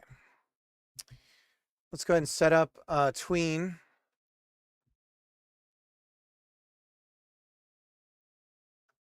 I just need something to bring it alive.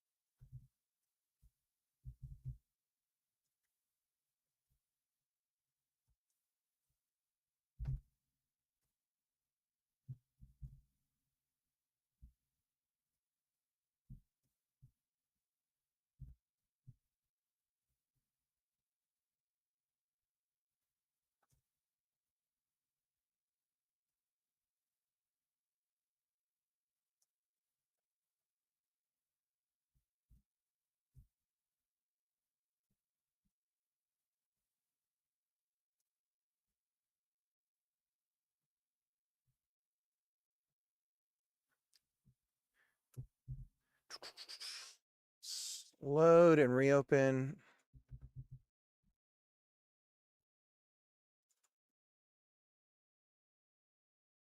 And we're not a tool. If I set it as a tool,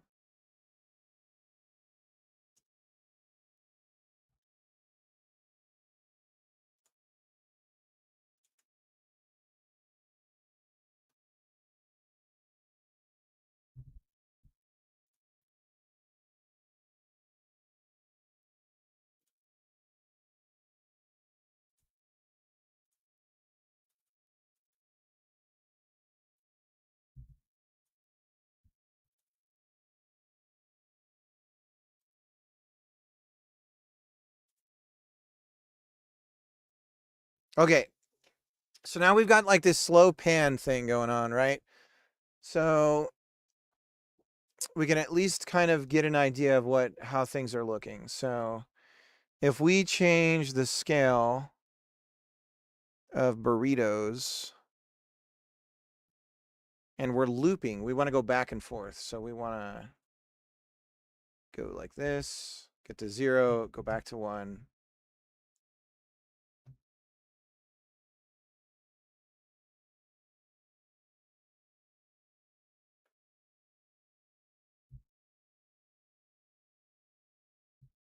So wait, if we go 1 to 0, back to 1.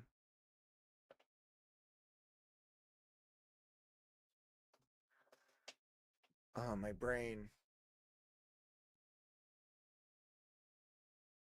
I think that's right.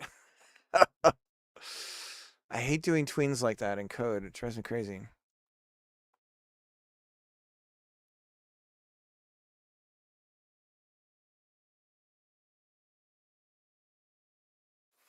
And are we doing fractions of a number? Our transform positions are fractional.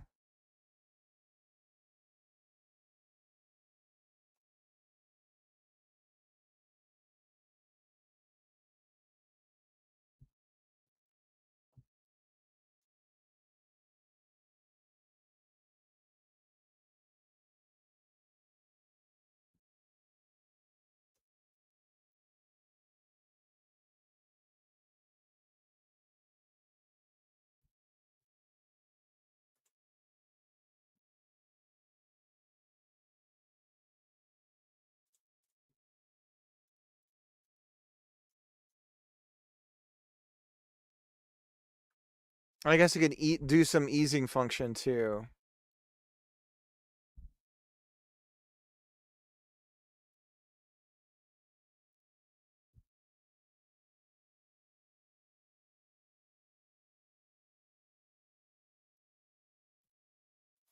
It's just not smooth because of it's clamping to an integer, right?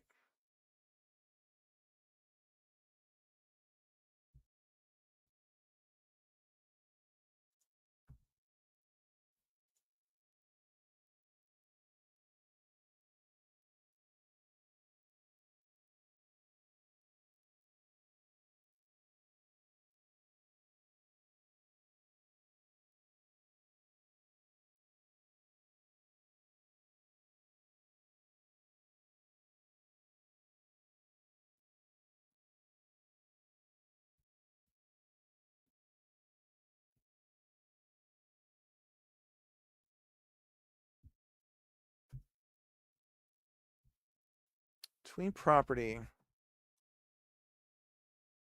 Final value.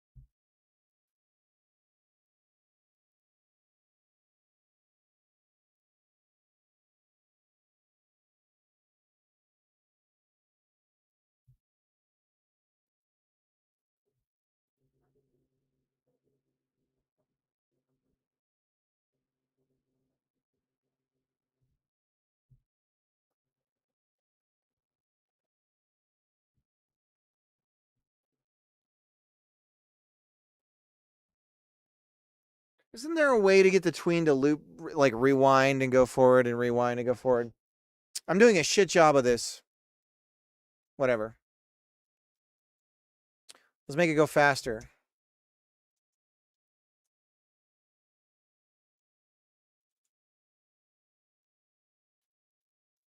So we go to 1, and then we're going to tween back to 0, but it's not going to go in a negative direction.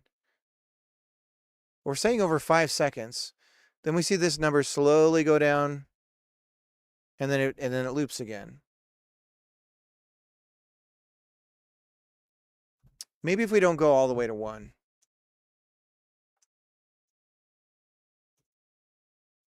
What if we almost go to 1? Almost.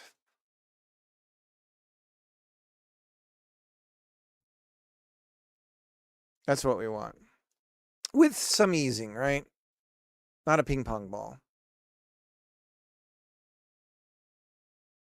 Oh, it looks disgusting. What in the ever-loving hell was that?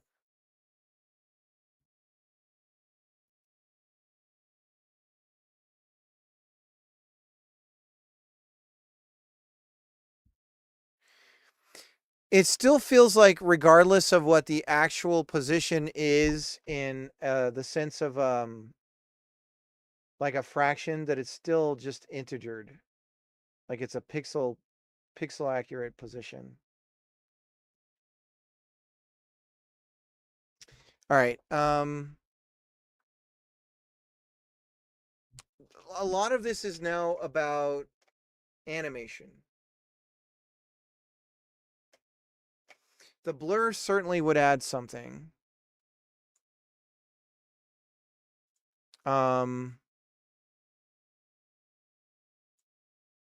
If we did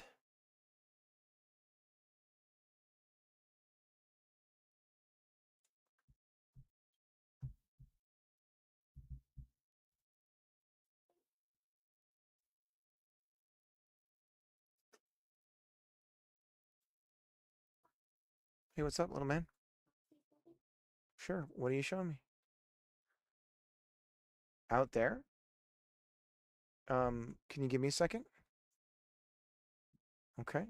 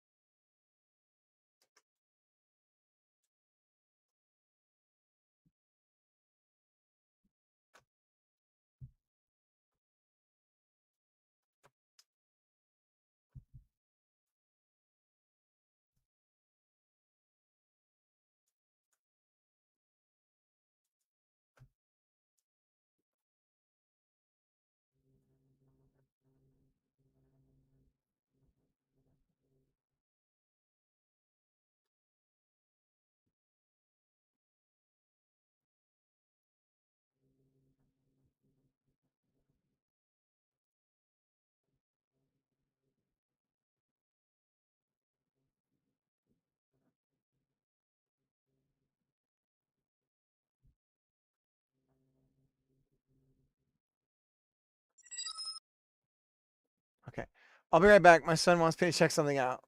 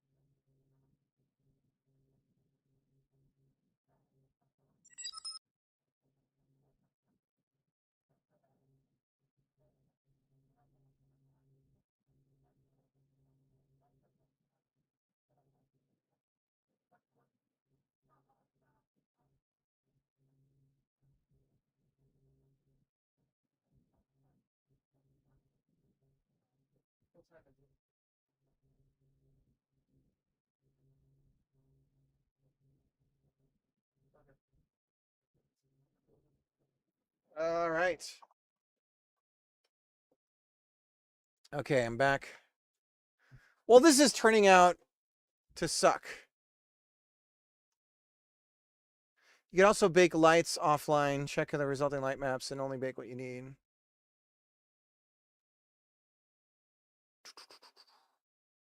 I.e., why can't you have a headless build servers and have 3D light baking? My solution was very elegant, if I may say so. We turn off light baking.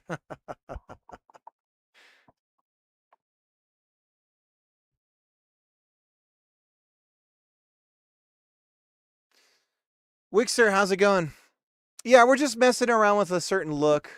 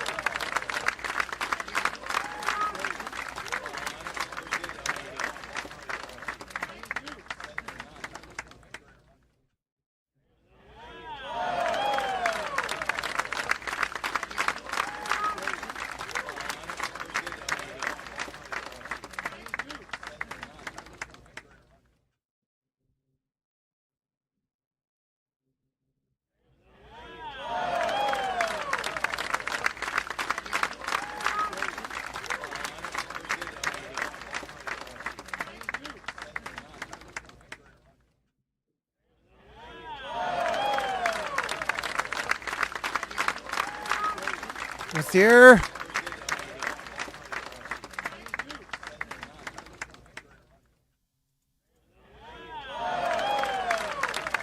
Now the shader's suddenly not drawing.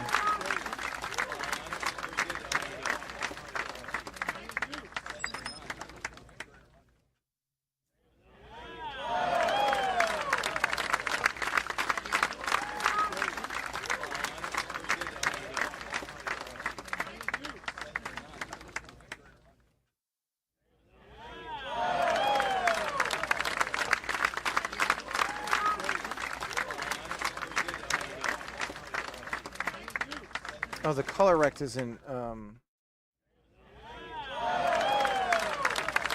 There we go. Jesus. That was throwing me for a loop.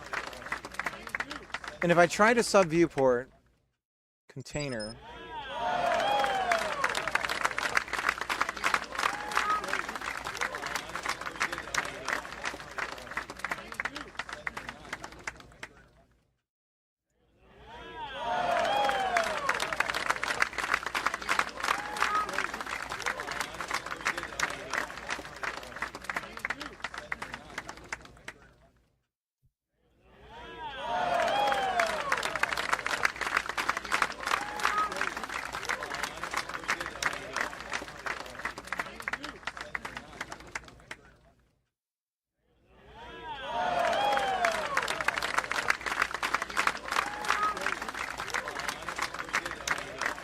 Where's our mesh?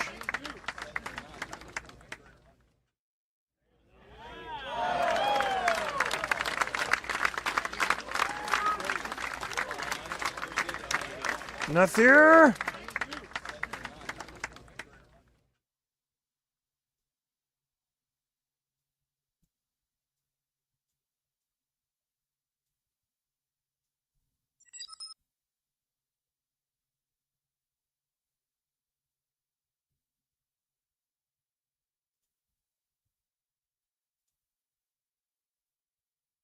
Why don't I see anything?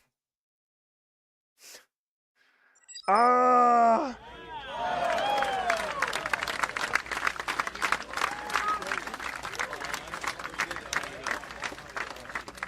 So if I put the sub viewport on, the viewport container, it just draws over everything. So if I do a texture,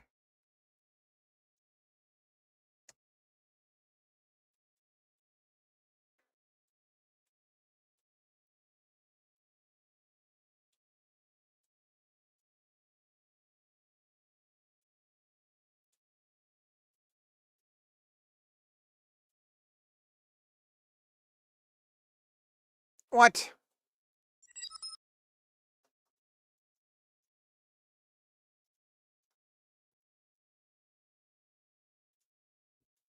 What in the Sam heck?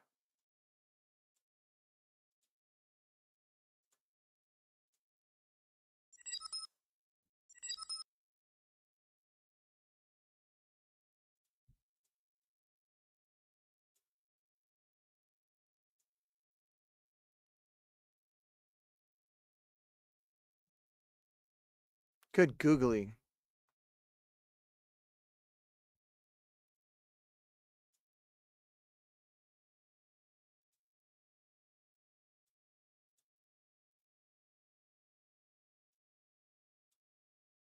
What is going on? Oh, okay. Ah! Why is this happening?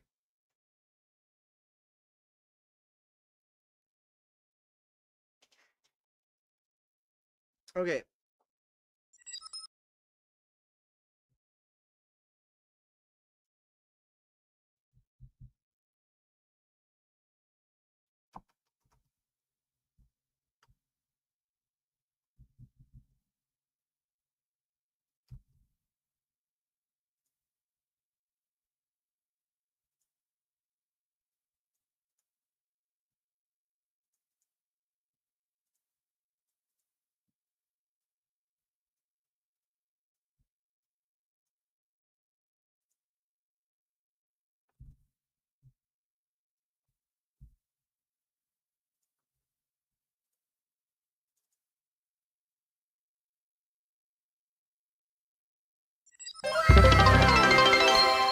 Nathir, thanks for the bit.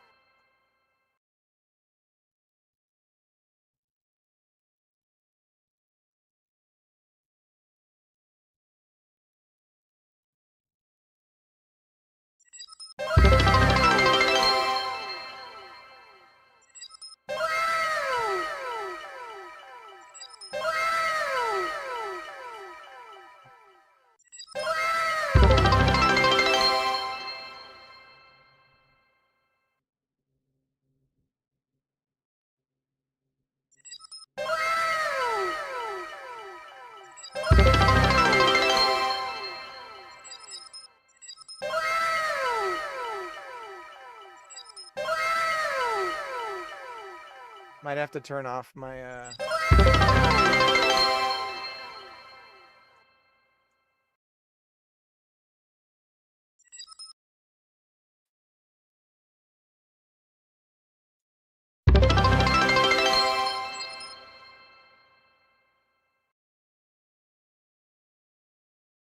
I know, Mr. Bunnybags is dropping pennies, making it rain, throwing bronze pennies at me.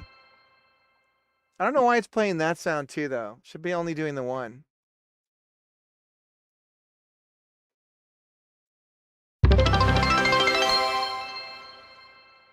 Any day now, it'll stop.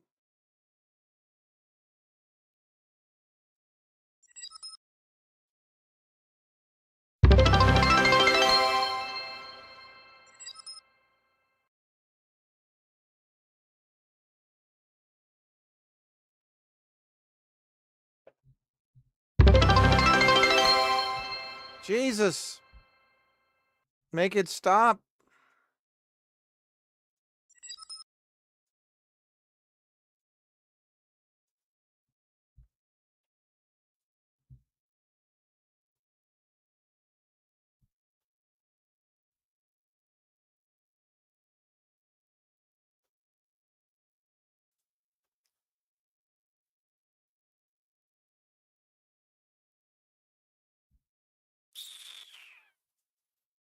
I mean, the easy way to do it is to just scale and move. And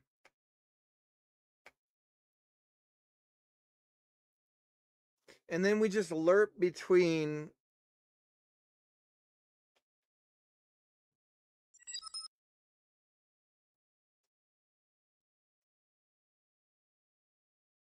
But is there a way that I can contain?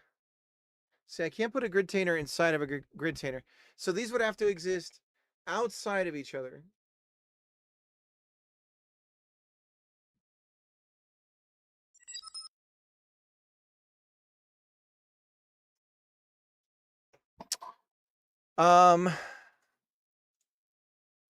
Let's give ourselves some kind of background.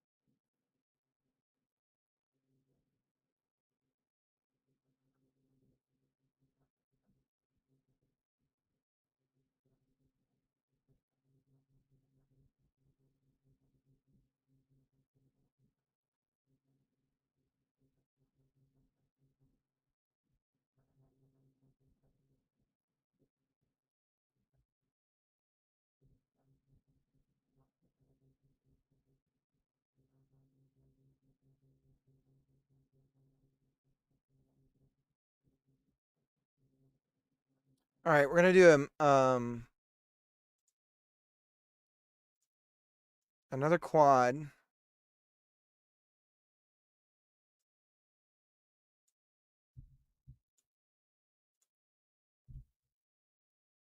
Too big.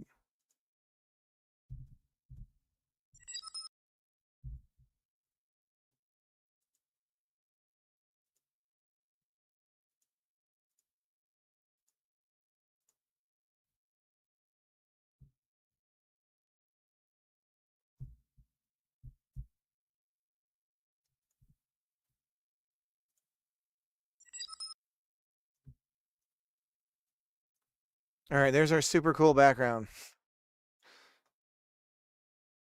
Okay. So we've got a star field, so we don't need to move the camera around anymore. I've got something. This is distracting as fuck. I don't like this. Density, star size, twinkle. This is just a nightmare. Ah. Okay.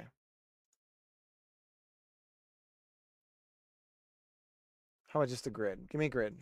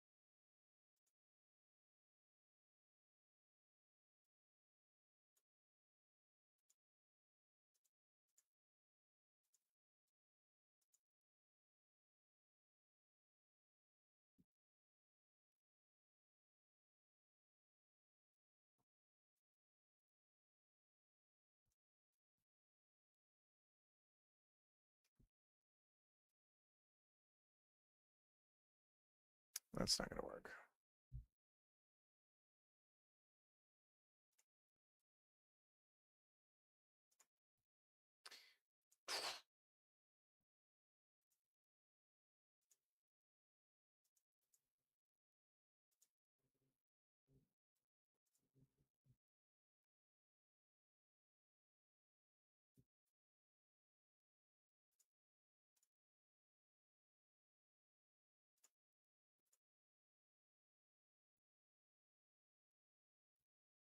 Ah, who gives a shit? I like that blue color, so for now we'll do that.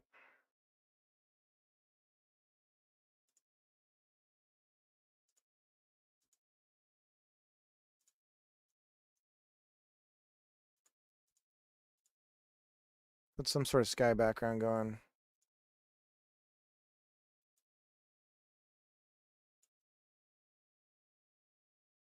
Okay.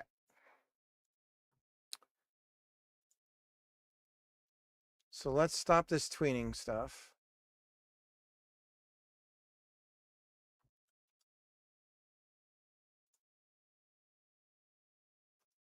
Still going. Maybe if I save proper. What do you think? Maybe if I do that?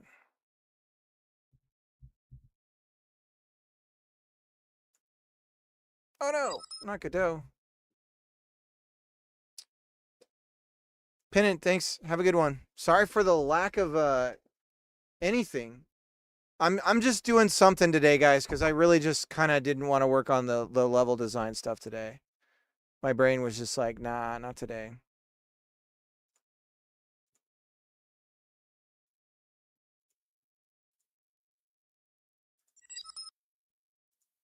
So, okay.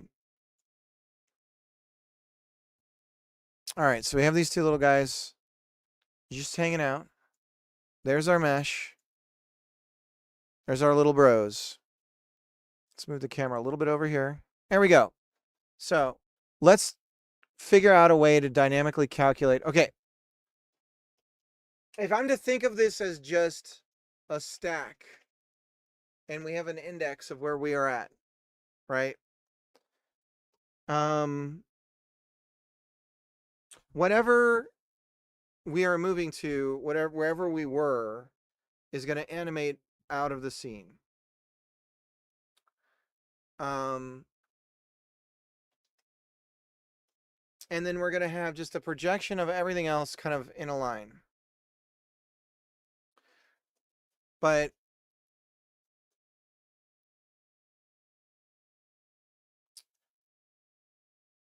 each of these buttons can open up a potential menu. Every time we select one of these menu, the background choices change dynamically. So like start game,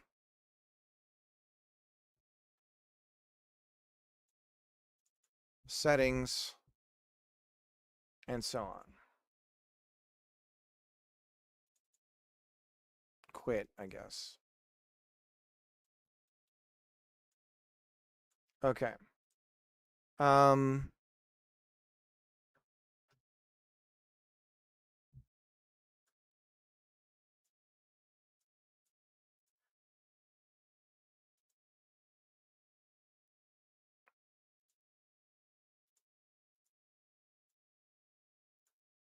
We're going to make them empty. So it's just the text.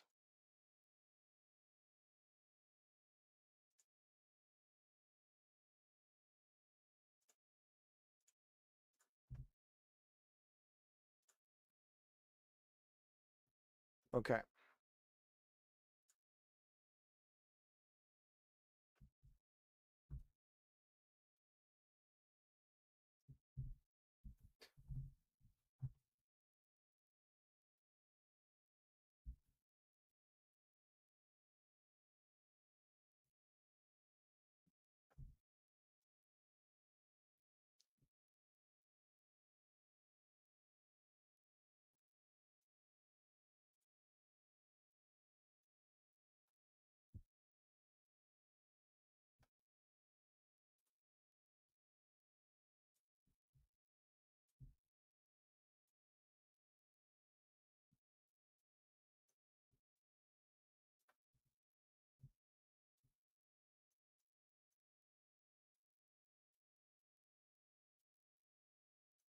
If we just stash them here,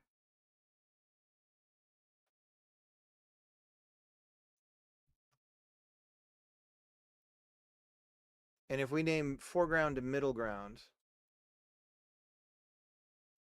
but we'll call this off screen.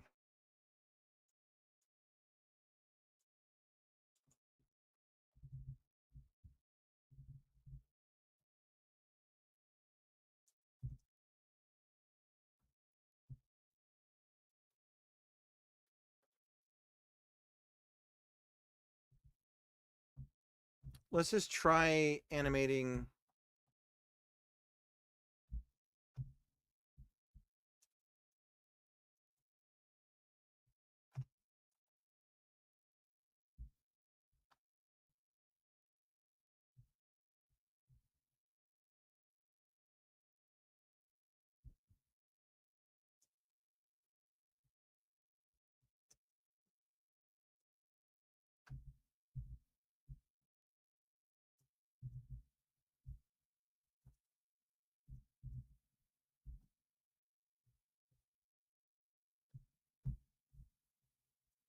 So,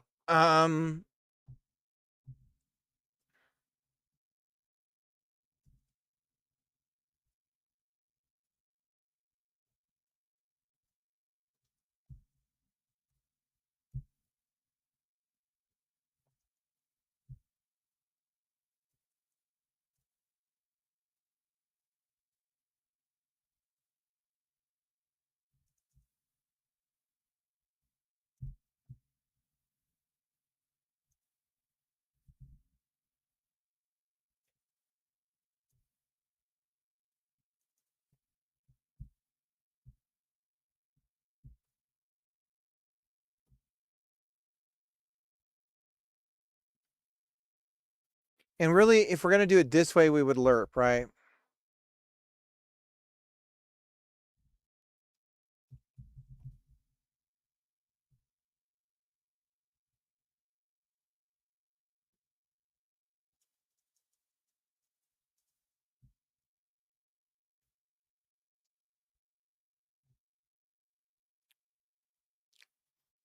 I mean, this wouldn't do anything.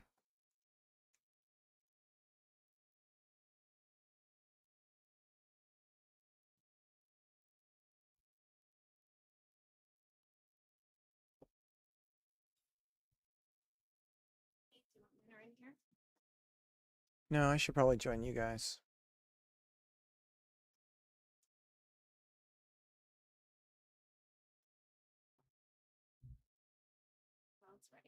Okay, I'll be right there.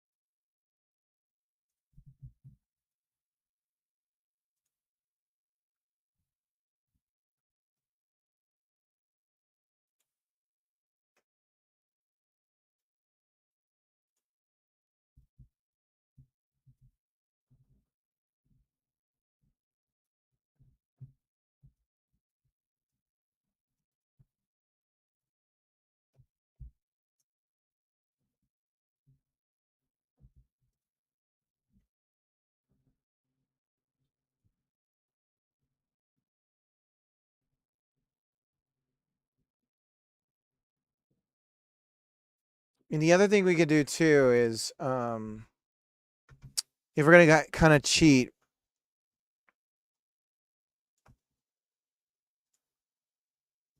if you take and you scale just one axis, you can kind of do that. But I think what's really going on here is they're projecting these menu items onto a texture in 3D space. It's like a sprite 3D, right? And so it's out there in space, and then they're either tweening its movement, and so I don't think that that there's a camera moving around. The camera view, the drawing space is static, and you're moving everything else around. And so it's like a carousel.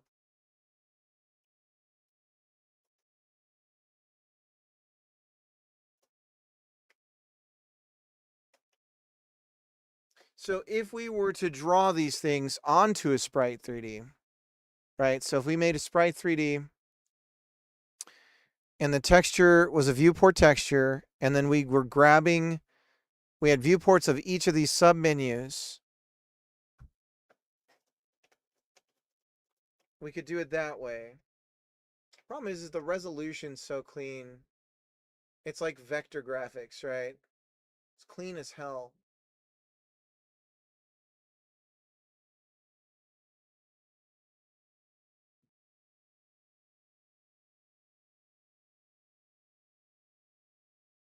Sorry, guys. This is a thought experiment that's not leading very, very far because I'm an idiot. But I think doing the projection onto 3D space is a worthwhile element of it to understand. But we're dealing with 2D 2D UI elements that we need to scale properly to create the sense of depth. So there's that.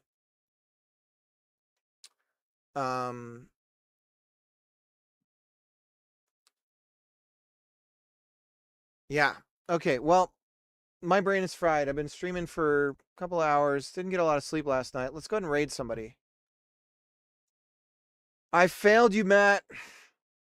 I failed you. I failed you. Let's see. We could do Dobbs Works. Boats, how's it going? Yeah, tomorrow is the weekend still. We're going to go ahead and try and cook on let's go back to the design of let's do the actual game design stuff. We'll go keep building the routes and all that kind of stuff.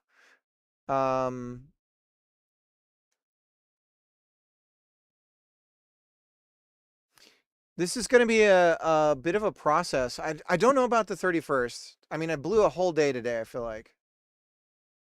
So, but let's raid Dobbs. Today, we're gonna learn some iconic soccer skills. Follow me. We're going to do Dobbs.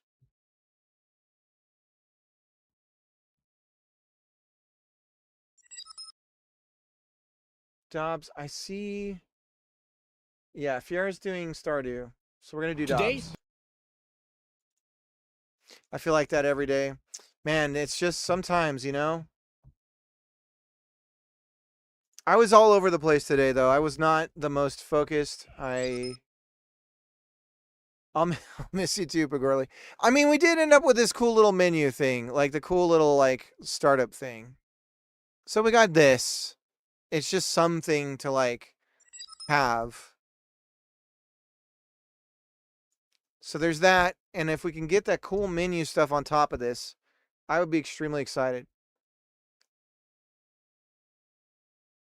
All right, we got a raid going into Dobbs. Dobbs is working on animating some stuff in Animation Player and Godot. It looks like much love to everybody out there. Stay safe. I will see you guys tomorrow. Bye-bye.